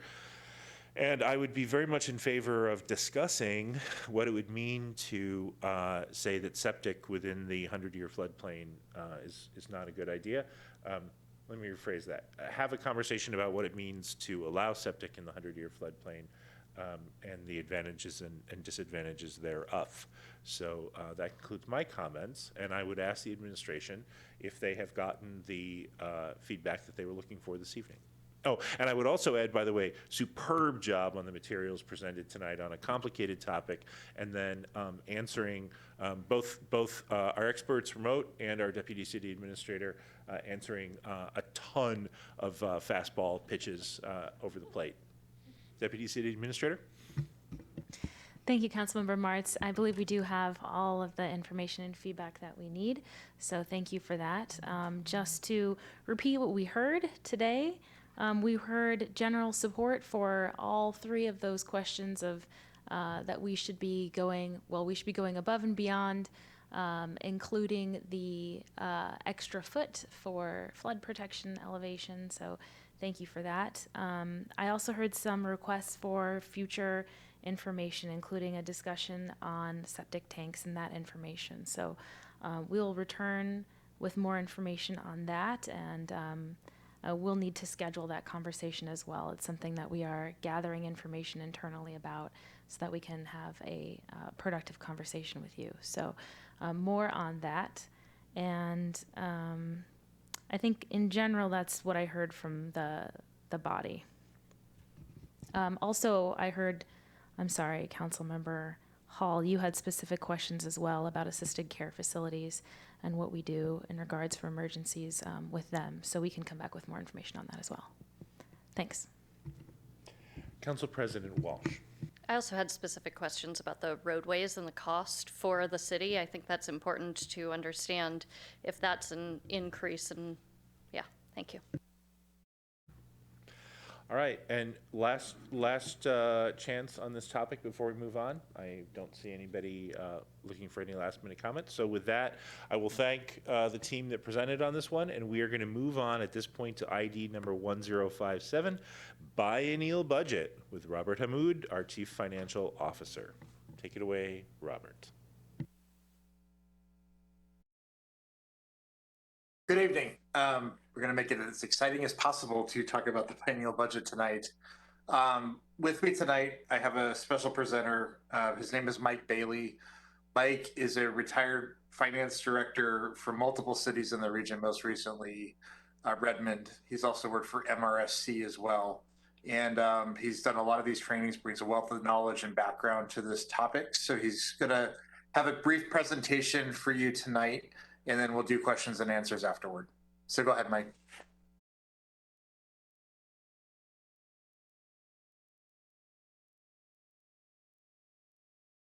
Mike, and I'm not sure who's running the slide. Okay, go ahead. Mike, we can't hear you.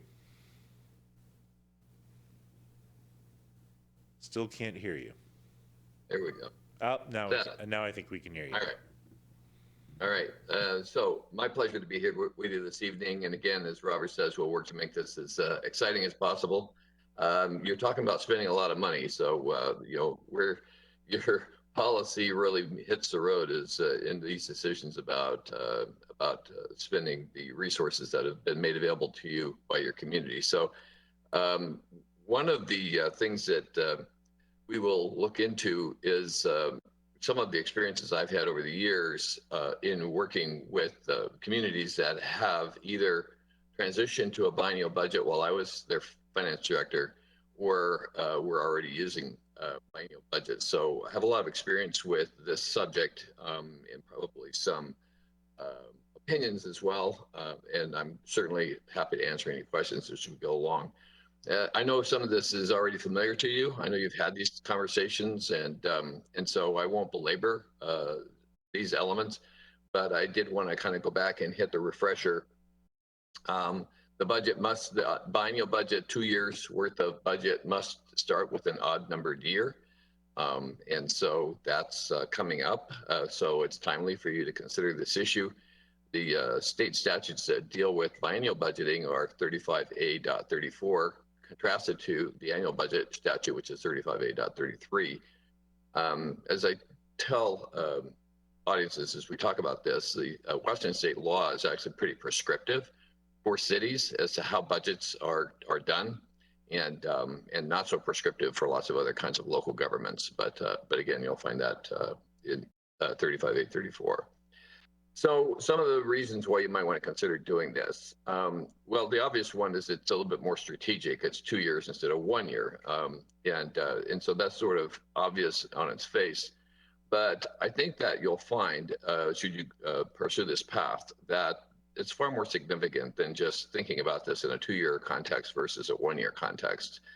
The fact that the work we do in local governments doesn't fit neatly into any period of time necessarily actually makes 2-year thinking around the allocation of resources just seem more natural.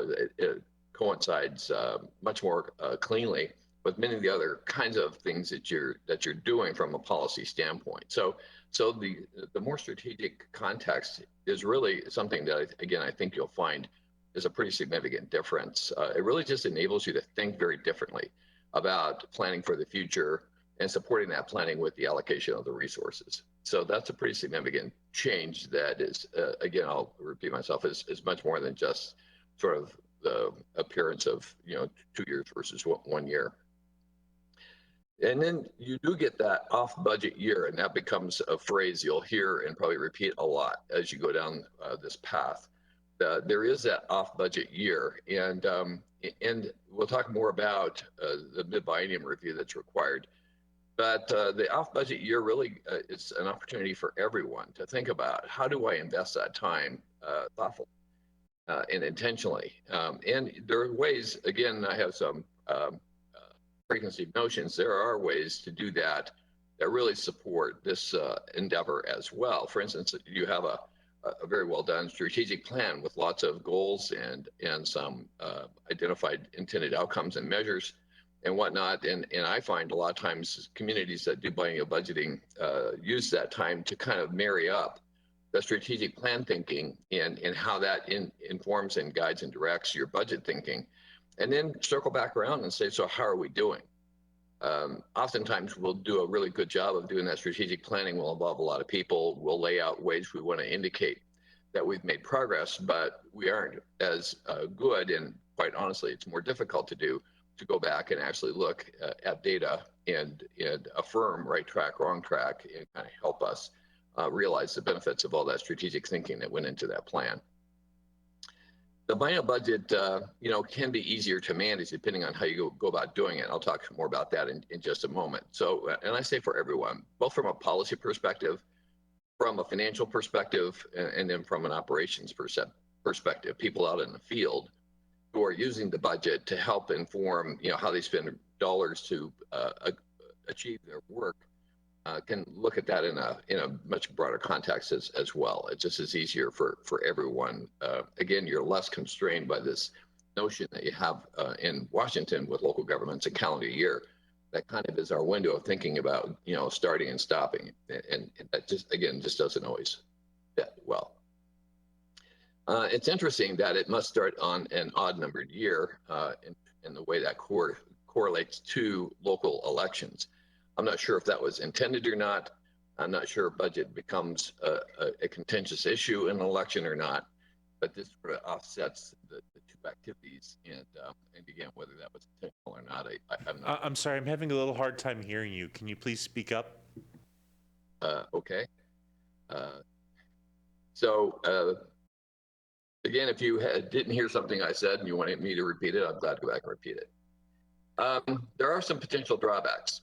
And I've heard from council members that there's some concern over a loss of control, like granting budget authority over a longer period of time, that's construed by some as potentially creating a loss of control. And again, I certainly advocate for complete and timely financial reporting that helps alleviate that concern. Also, anytime council can go back and study any of the activity that's going on. If there's any concern about control or whatever, council can certainly go back and and review those issues, whether it's an annual budget or a biennial budget. There are other ways you can mitigate that potential loss of control by putting in sort of limits on how much can be spent when. I don't recommend that. It really detracts away from those benefits I was just talking about, but there are other ways to deal with that if that's a concern. Initially, it is more work. I mean, obviously, there's some logistical issues that need to be addressed. 2 years, and I've talked to staff a little bit about how to do that with their systems and whatnot. So that first budget year, especially when you transition, will be more work, and it will cause you to have your process be, a little bit less elegant, if I may use that term.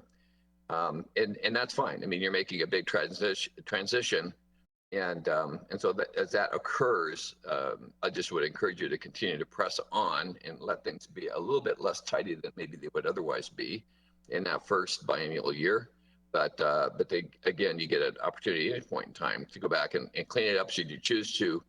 And again, at the end of the day, the budget is a plan. And so things happen and you can go back and adjust the plan at any point in time. Certainly, when you're forecasting both revenues and expenditures, with the extra year adds some complexity to forecasting that second further out into the future.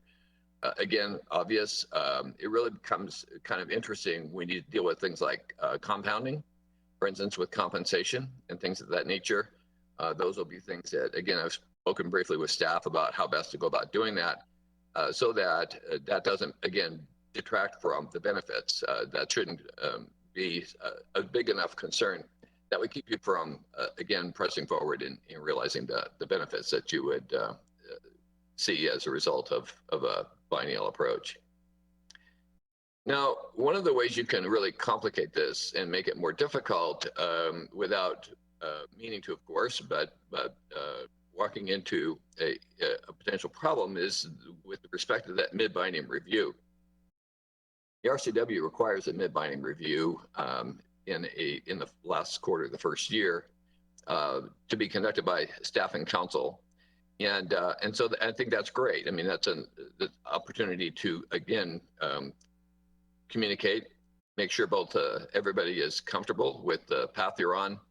And I call this an opportunity to fine tune. The alternative is to essentially run a second budget process. Again, if you kind of look at the state legislature, you see them do, the short session and the long session. And the short session is intended to be more of a mid-biennium review kind of a thing for their biennial budget, but they tend to get, a significant number of additional policy considerations and essentially go through a second budget process in that short session.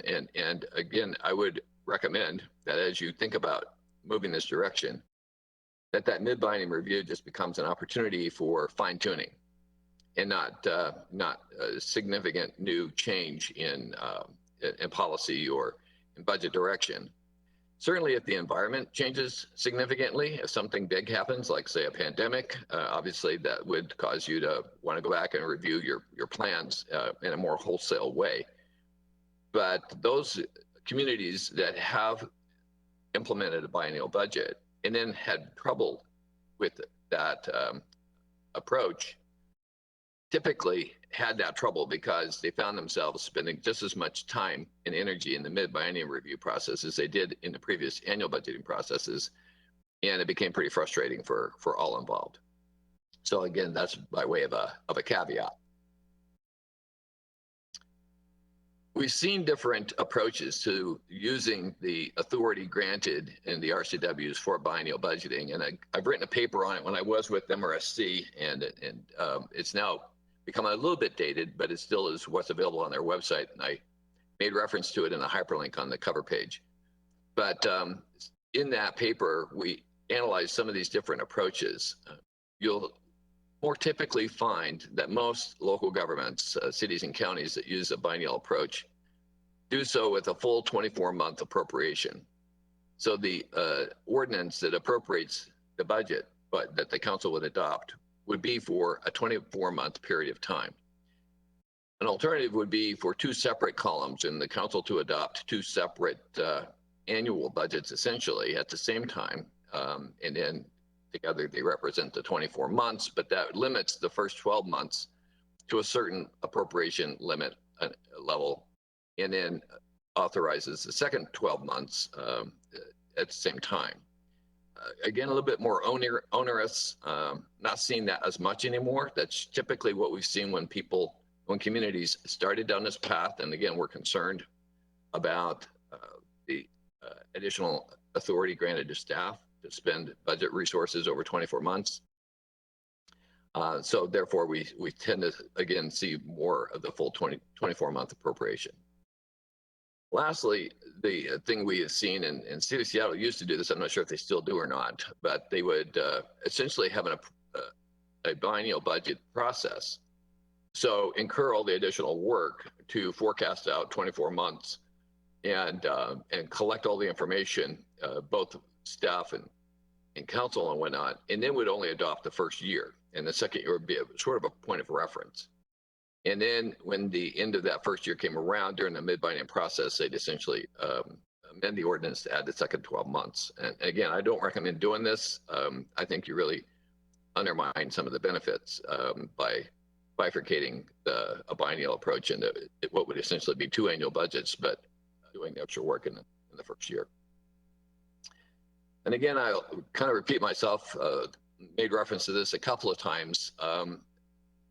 The transition is going to be interesting. It has proven to be interesting in my experience. And I think it's made easier if you just sort of, again, go with a clean 24-month appropriation approach and not overcomplicate it with caveats such as expenditure limitations within the 24 months and things of that sort. As I said, there's better ways to handle that through improved communication in that first 12 months to assure yourselves that everything is working well from a budget standpoint. Revenues are materializing like you'd anticipated, and expenditures are not excessive, and that's usually the concern that I've heard from councils, is that expenditures might be at a faster rate and therefore not be able to be sustained for the full 24 months.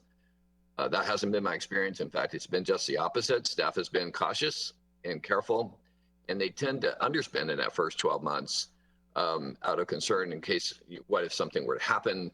They'd want to leave themselves some capacity to deal with it, with unexpected, and they intend to underexpend in the first 12 months rather than overexpend. So in fact, you may find that's the case, and that may be something you want to monitor and manage as well. So those are just, again, a couple of thoughts. As Robert mentioned, I have had some experience with this, most recently with the city of Redmond. When I arrived at the city, it was already a very mature biennial budgeting environment when I arrived. There at the city, staff, again, has to go through the mechanics so they can compound some of the costs and things of that sort to manage the budget in annual chunks, but the council and management really look at the budget as a full 24-month context. And it's continued to work very well for them. When I was at the city of Linwood, now some time ago, we did make this transition from an annual budget to a biennial budget. As I mentioned already, the first year was a bit challenging, and you just sort of have to work your way through that. And as you have experience with it, it will become more comfortable. Some of the issues that come up will get resolved, and then you can use that resolution, in future years, so as not to have to deal with that in the future. I mentioned earlier the city of Renton was one place where they had been a biennial budget prior to my being there. And when I arrived and worked at the city of Renton, although a bit briefly, they were annual budget. And I talked to them about moving back to a biennial budget, but they were still an annual budget while I left and moved to Redmond. However, they've since moved to a biennial budget. And again, in their case, when I talked to the council there, the concern there was that they just found themselves doing all the work in the mid-biennium review that they would typically have done in an annual budget, and they just didn't see the benefit. They were still doing the additional work in that mid-biennium, and therefore not really realizing off-budget year benefit that they had been looking forward to. So that was their experience. As I said, they've since moved back to a biennial budget, and that's what they've been using now for quite some time, and with a very, very good outcome, as I might say. With that, I don't know, Robert, if you had any additional comments or wanted to, if they take questions now, or I'm glad to do whichever folks would like. Yeah, let me just thank you, Mike, for attending tonight. I just wanted to add a couple things specifically to this council. So in this process, the goal is to have a 2-year appropriation in order to eliminate the work that we're doing right now with the reauthorizations. The reauthorization process, as you know, happens every year. It takes a lot of staff time and resources. So we're working with the departments when we're thinking about the 2-year framework, is asking them, what are you looking at for your long-term plans? What are you looking for the 2-year plans? How do they fit with council's strategic plan, as Mike mentioned? And so the way we'll budget, I know Mike had a couple options on the screen, we'll budget 2 separate years within one appropriation. So we'll appropriate for the 2-year period. We'll establish a base budget, and then the second year we'll have a list of agreed assumptions that increase the budget for the second year. In terms of like retirement increases, healthcare increases, inflationary increases, and any one-time costs for the first year, one-time costs for the second year built in. And we will have a more detailed planning process and calendar within the next upcoming months rolled out to you at a committee of the whole meeting. So that is forthcoming.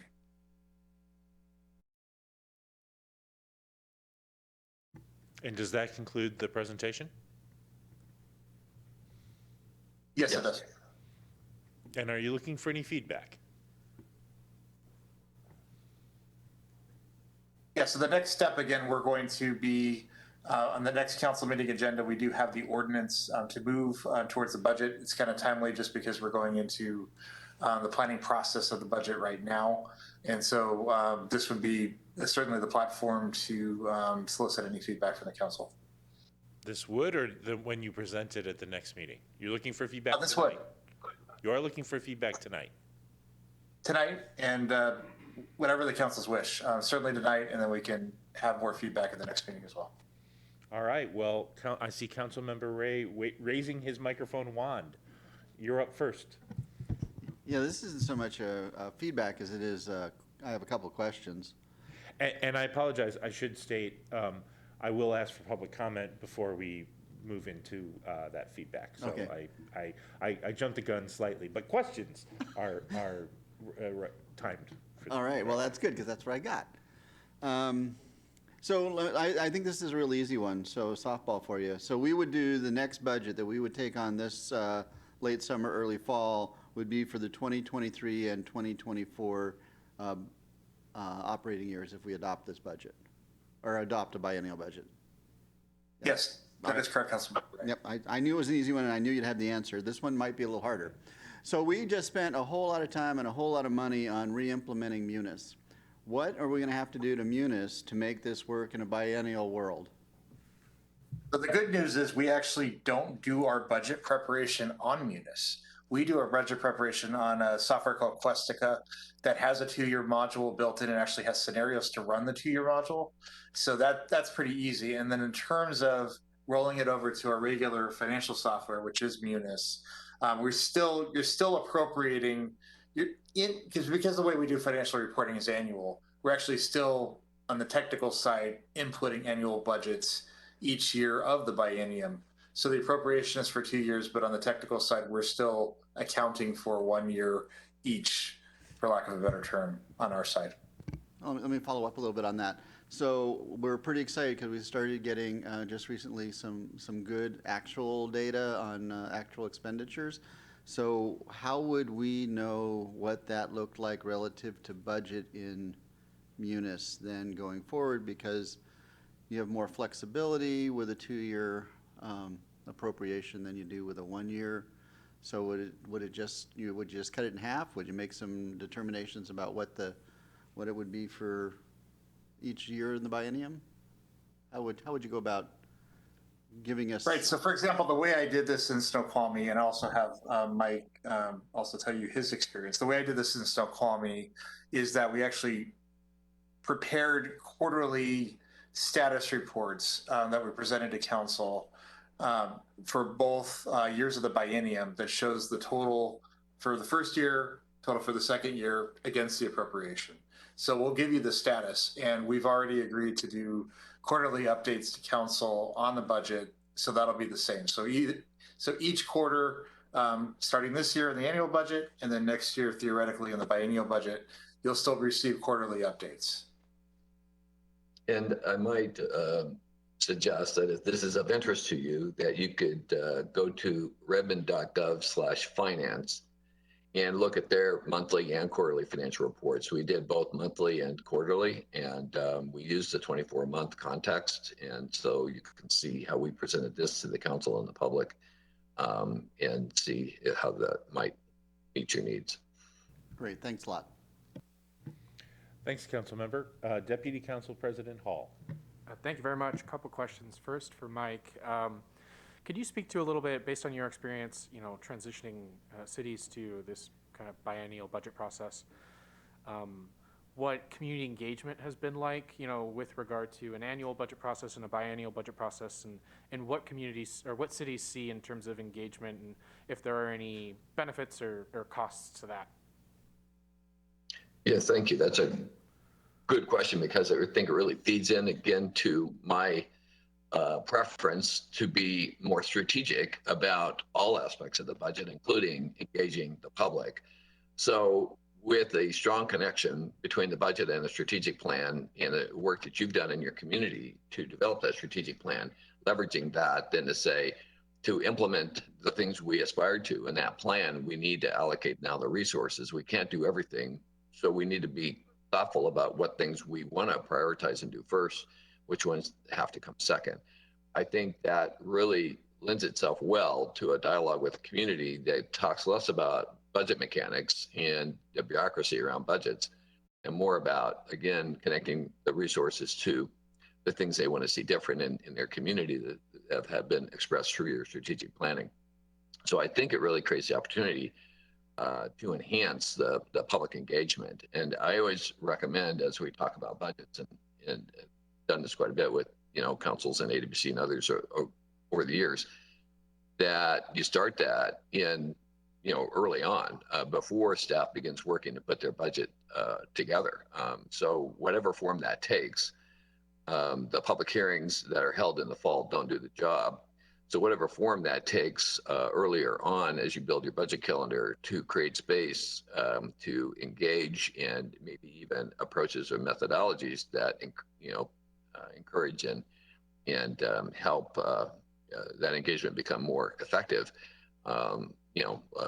Well before staff begins putting the pen to paper and figuring out again how the dollars will cover the costs. I would say that the engagement in the mid-biennium review then becomes, again, less of a focus, because that's, from my perspective, again, more of an opportunity to fine-tune, rather than wholesale changing in approach. So more emphasis on that engagement would occur at the beginning of the biennium budget work itself. Thank you very much. No, I appreciate that answer. And then, Andrea, we've just recently started kind of having these more strategic retreats to look at our strategic plan and kind of ensuring that it's still aligned with community expectations and where we want to go. Would the idea then be, one year we would adopt the budget, and the next year we would take another look at the strategic plan to make sure it's where it needs to be to inform the next budget, and that would just happen every other year? Or has the administration put any thought into that? This is Andrea Snyder. Certainly the bulk of what we'd be asking council to do during that retreat, during the next council retreat where we discuss this biennial budget, is to really try to think ahead and to be more strategic. So we want most of that input ahead of the time. That's what we're going to be asking staff to do as well, is think about more long-term planning on that 2-year cycle. So we really want to see that. That said, we do have opportunities to make adjustments along the way. So I still see the city having annual retreats with council, but knowing that we really want to front load the budget making process, the biennial budget, with more of those strategic talks about what do we want to get accomplished in the next 2 years. So we'll have a checkpoint midway, but we really want the bulk of that conversation to occur with the drafting of the budget in the first place, the biennial budget. Okay, thanks. I like that strategy. So you've already asked the question about munis, so thank you very much. I'm also curious how this might affect our end fund balance policy. So Robert, I was wondering if you could speak to that. Yeah, so we are, just as a side, well, small project, is we're reevaluating our policies, including our fund balance policy. And I know we've spoken about CIP. Just a side note, we're not going to do a full CIP review this upcoming biennium. That's time is pretty constrained for that, especially since we just got the recommendations back from the task force. But in terms of, and I know there's been discussion on how to spend some of that fund balance, but there will be a part of this leading up in terms of the planning, asking what council's expectation of that target is and recommendations and scenarios. So we will be presenting that during our dialogue with the budget. So that's forthcoming. Okay, so more to come. Broader discussion of that to come. Okay, thanks. Yes. And then last question for you. Sorry, Councilmember Martz, hope this is okay. I'm curious, beyond leadership, I'm curious what the rest of our budget team thinks about transitioning to this process. What does Susie Monsell think? That's my real question. I give her an offer if she couldn't refuse on the budget. No, she really, when going through the inner mechanics of it, because this would be her first experience with it, she was actually pretty excited about it. And part of it is there's a lot of work with the annual budget, because every year you're not just starting fresh, you're just going and going and going.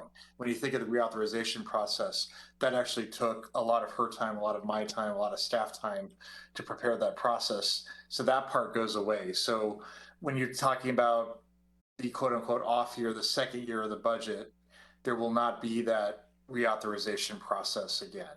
But you do have the second pass. So once you pass the budget the first time, as Mike mentioned, you have the mid-biennial review that can actually take place all the way up to December 31st of the first year to make those changes. So it spreads out the planning a little bit more.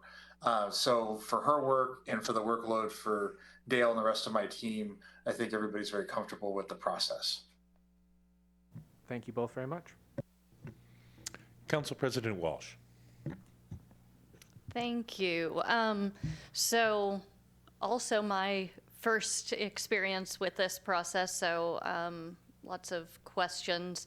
For any policy changes that affect costs in the middle of a 2-year budget cycle, how is that handled with the budget? So some examples I can think of might be if we did a salary and comp review, or if there were adjustments to labor union agreements.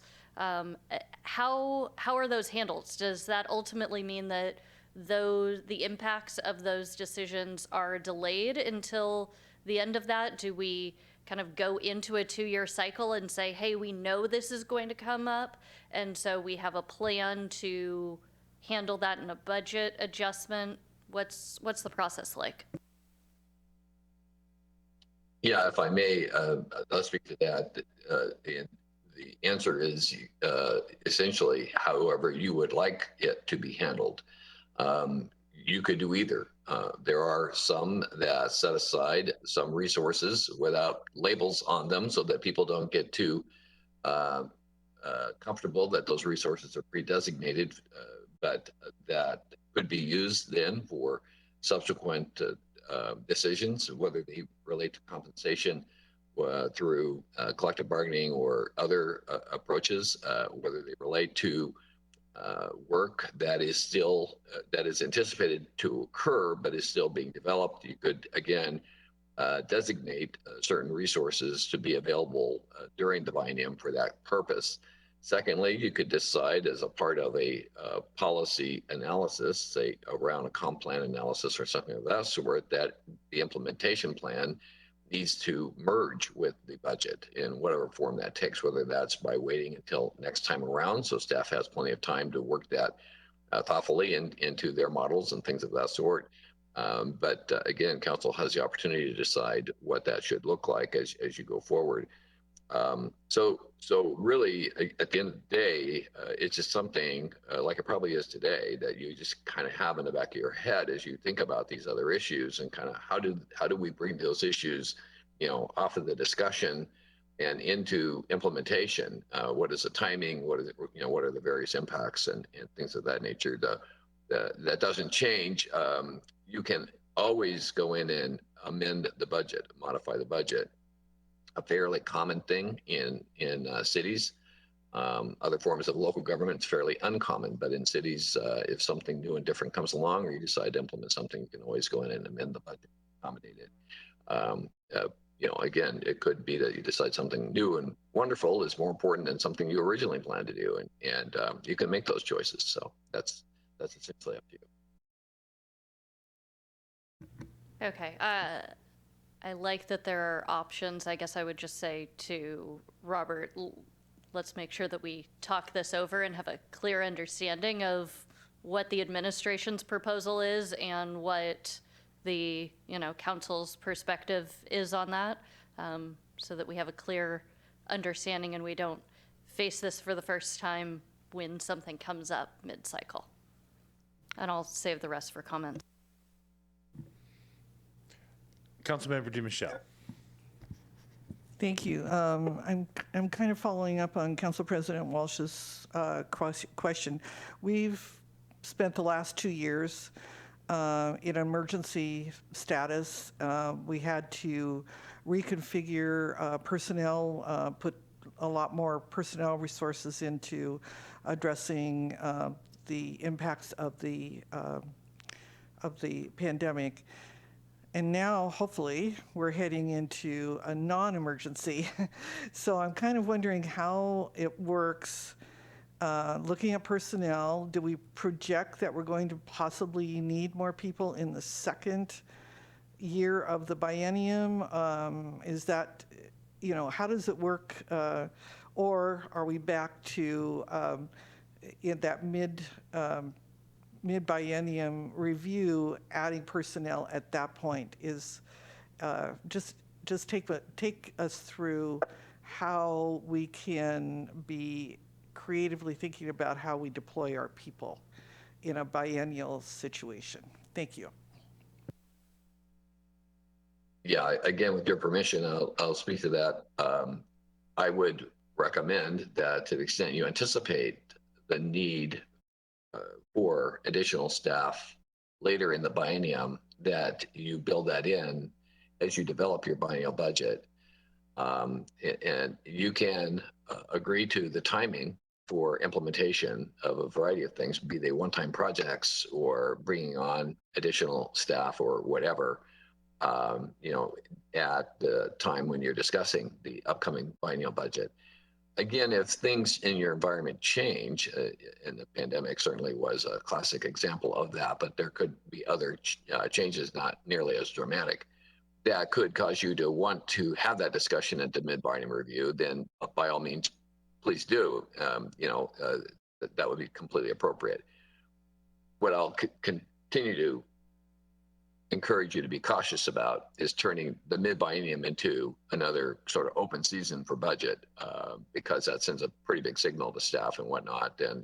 And again, all that energy that Robert mentioned earlier that happens in the annual budget would then recur in the mid-biennium, and I think that would be misplaced.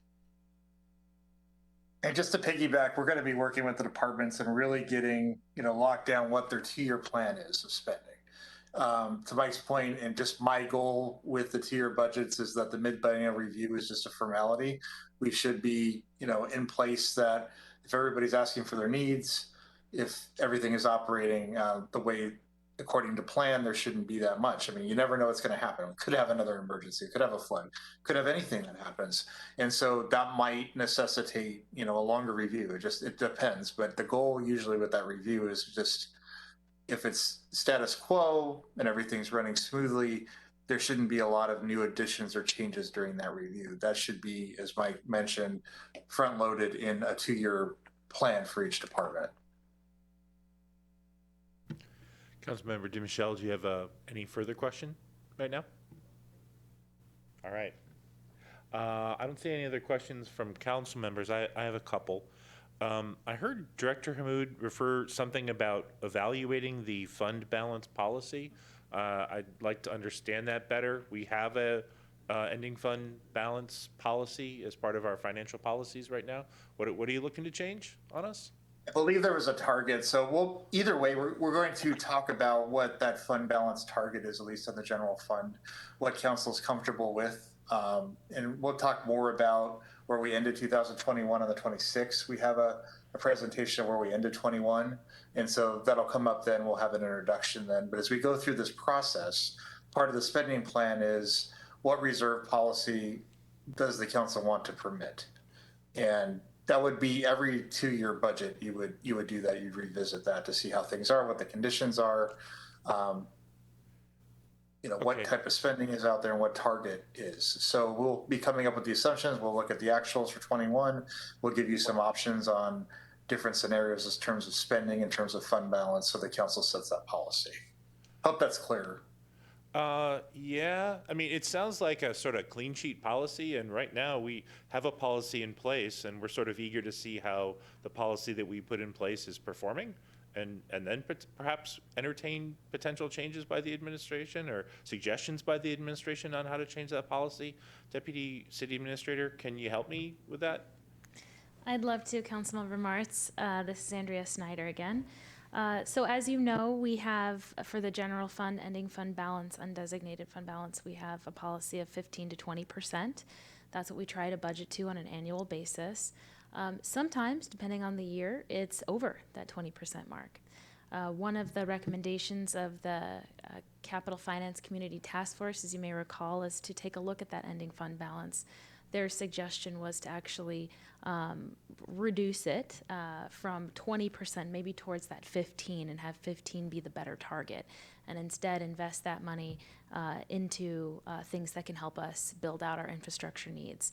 So that's something that, again, we'll be discussing more with council to see what you would like to do with that recommendation and how that would apply towards the biennial budget.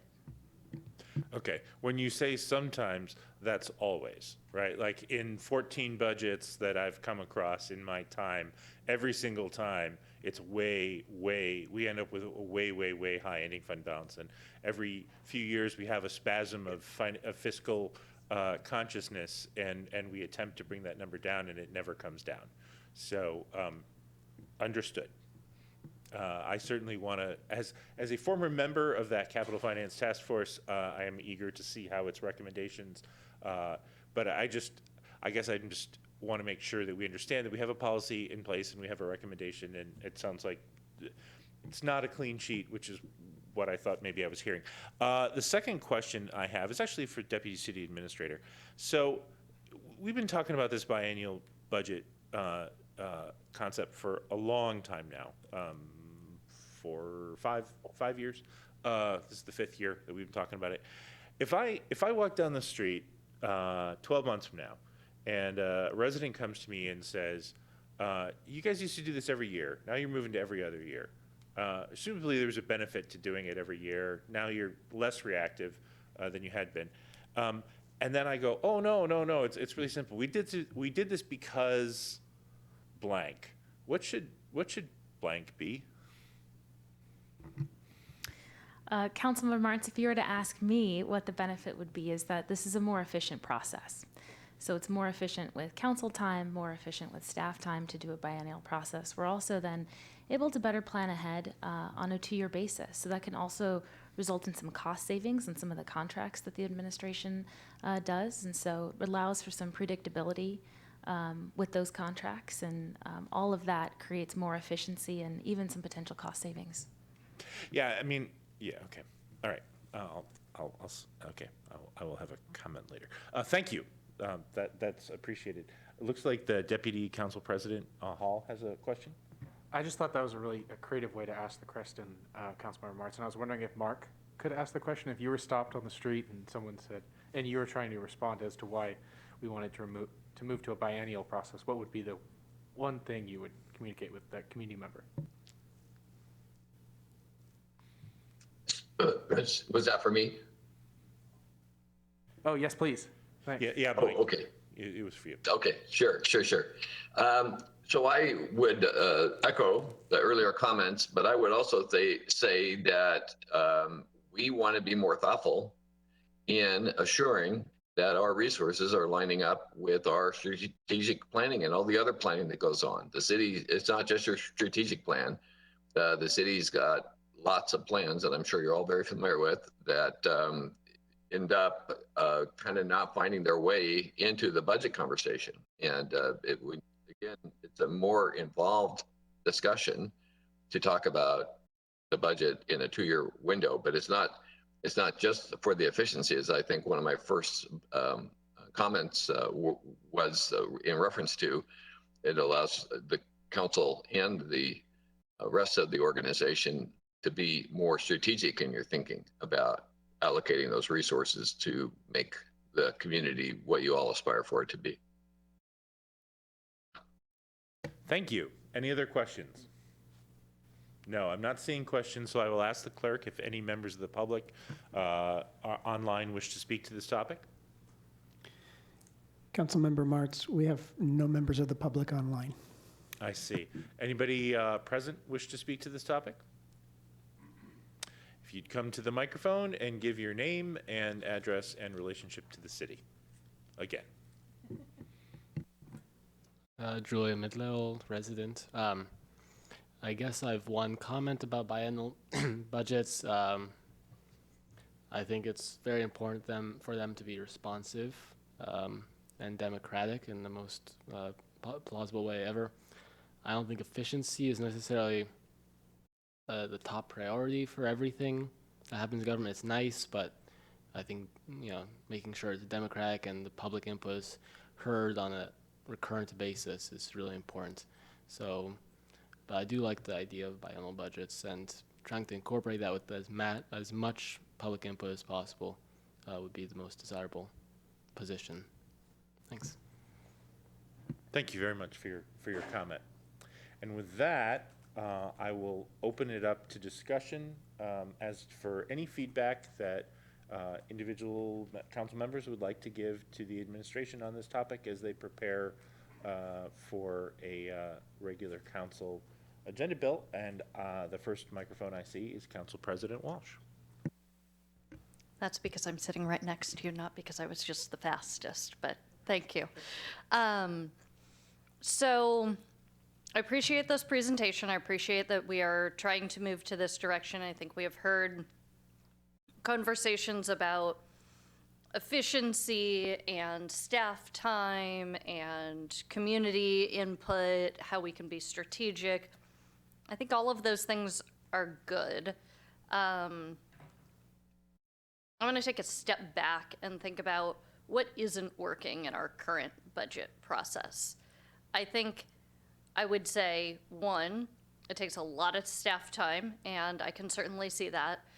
But two, I think we do a pretty bad job of underspending and thus, pushing beyond our fund policy.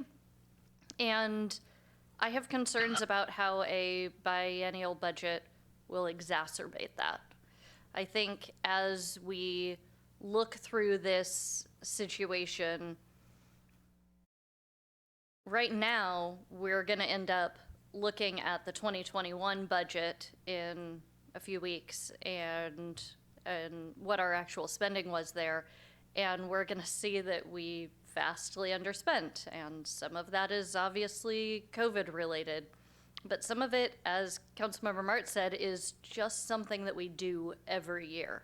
And so I really want to know how the administration is proposing, how the administration thinks that a biennial budget wouldn't exacerbate that, and how we propose to use this as a way to overcome something that has been a consistent problem for the city. So yeah, I guess those are my concerns. at this point, I don't think it blocks the concept of moving to a biennial budget, because I'm not sure we have the solution in our current annual budget. But I really hope we use this as an opportunity to make changes, and I hope the administration can help us understand how they're approaching that and planning to make that change. Thank you. Councilmember Ray. Thank you, Councilmember Martz.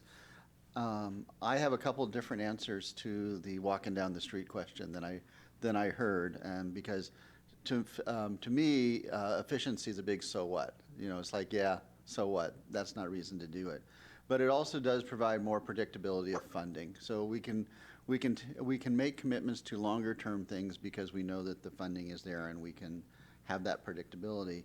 But I think the biggest benefit is that it will promote staff through the budget process, which drives so much behavior at the staff level to take a longer term view of their needs. So instead of looking at just 1 year out, we're going to encourage them to take a longer term view and take a more strategic and comprehensive view of what's going on. So those are the things that I think make biennial budgets make sense.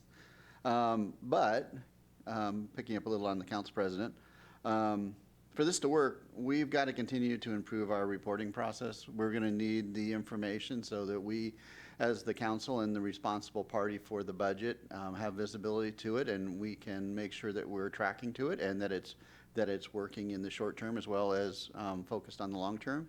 And we've got to improve our tools and techniques and approach to estimating revenue, because we do revenue. It's really tough, and it's really tough for 1 year, and it's going to get really, really tough for 2 years. So, you know, generally really supportive, but there's some things that we have to have go along with it. And I think this goes to Mike's point that there's a little bit of work up front to make this transition. It doesn't come without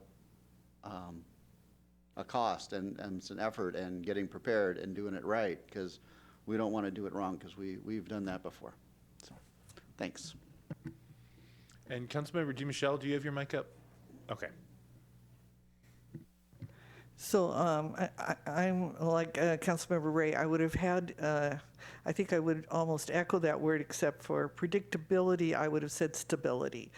And I'm thinking particularly of those new areas where we put personnel, human services, our environmental strategies, sustainability, excuse me,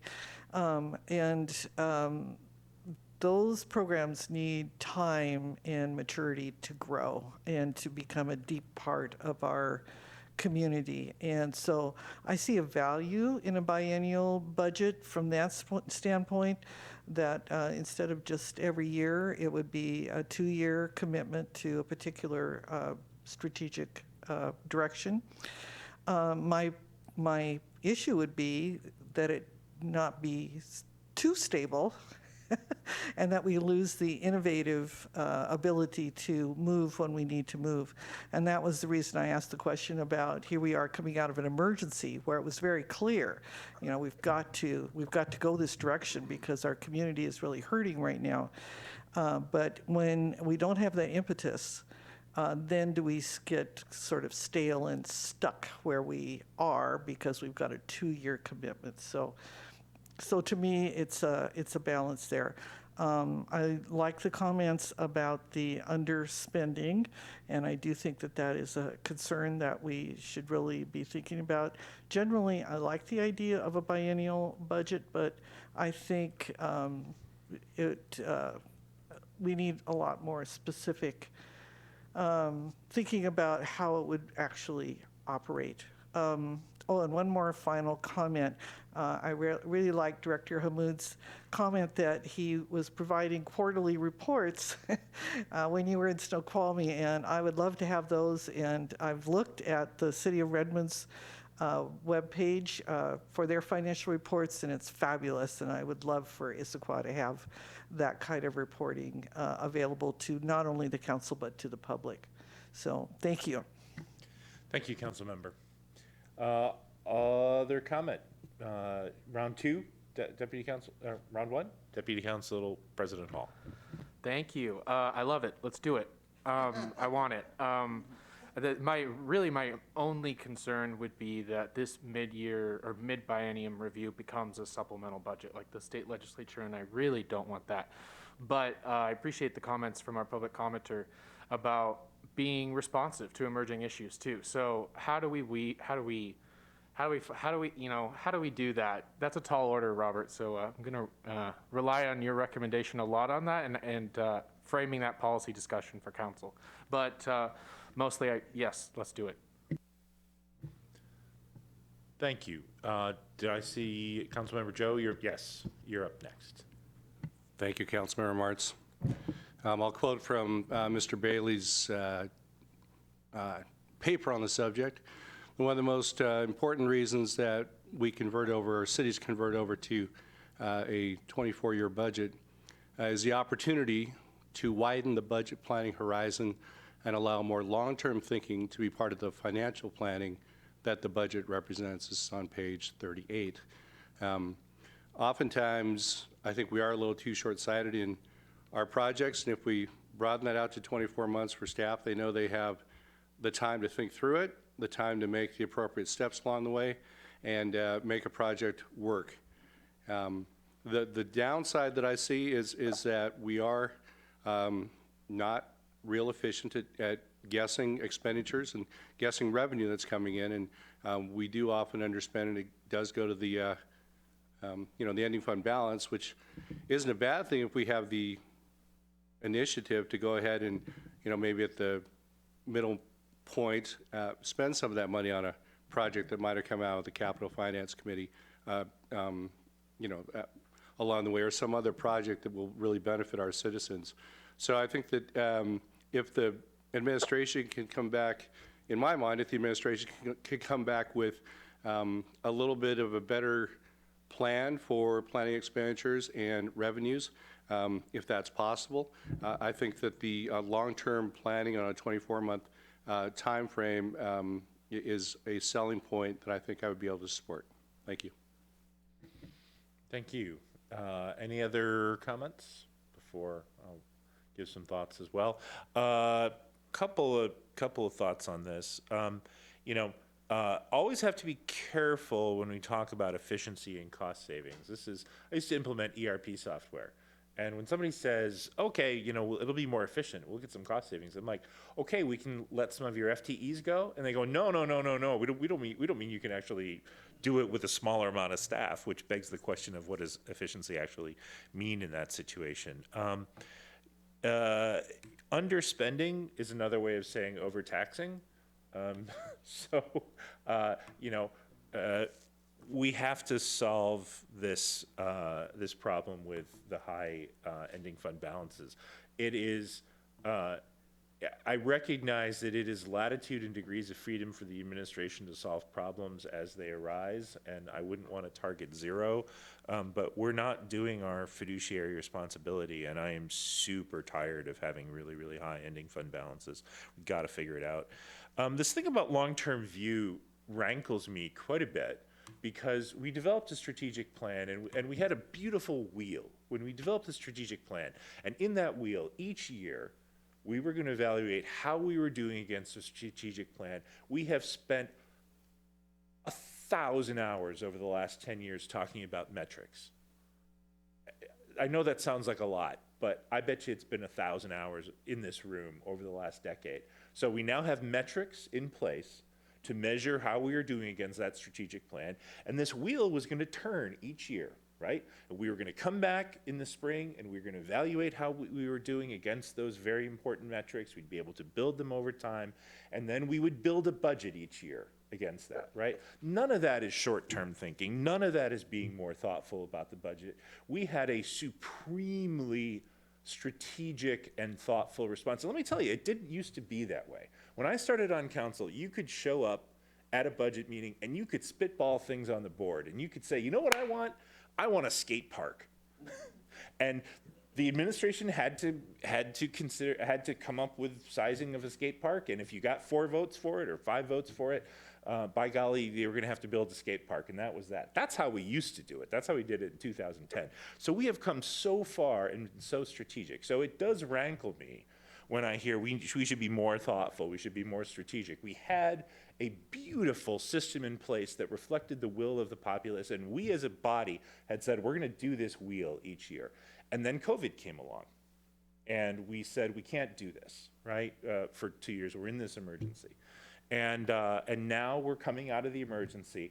It would have been nice to let that wheel run once or twice before taking on yet another major new impetus for how we do budgets. You know, the budget process. You know, this body, all we can do is write checks and write laws, right? And the write checks part of it, that thing is the budget process. So we are, to quote the movie Network, we are tampering with the fundamental forces of human nature, to quote Ned Beatty. I understand that we want to do this. I frankly still don't completely understand why we want to do it. But I do recognize that many other cities that I think highly of have done it and have been successful with it. And so I'm willing to do it. But I think back to that wheel when we put the strategic plan together, and it makes me honestly, genuinely sad that we never got to see how that process that we put so much time and effort into, that the community put so much time and effort into, see that run at least 1 year in a normal universe before we again bit off an extremely large change management piece in how this city is going to work going forward. So that's my thoughts. Anybody want a round two? Nope, nobody on a round two. All right. Well, Robert and Deputy City Administrator, do you have the feedback you were looking for this evening on this topic? Yes, Councilmember Martz, thank you. I believe we do. And so to summarize what I've heard from council this evening is that overall there is some support for going forward with the biennial budget, that there's some concerns about how the administration will solve or work to improve our dramatic underspending that we have a habit of doing. And so we need to really be looking at our forecasting of revenues and expenditures during this process to better ensure that we don't grossly underspend as we have done in the past. Also, the need to improve our financial reporting with the biennial budget and make sure that that information is available to council and public.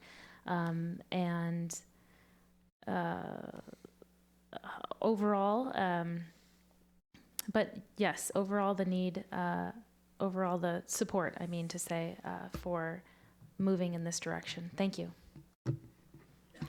Excellent. And with that, we have reached good of the order. Does anyone have anything for the good of the order this evening?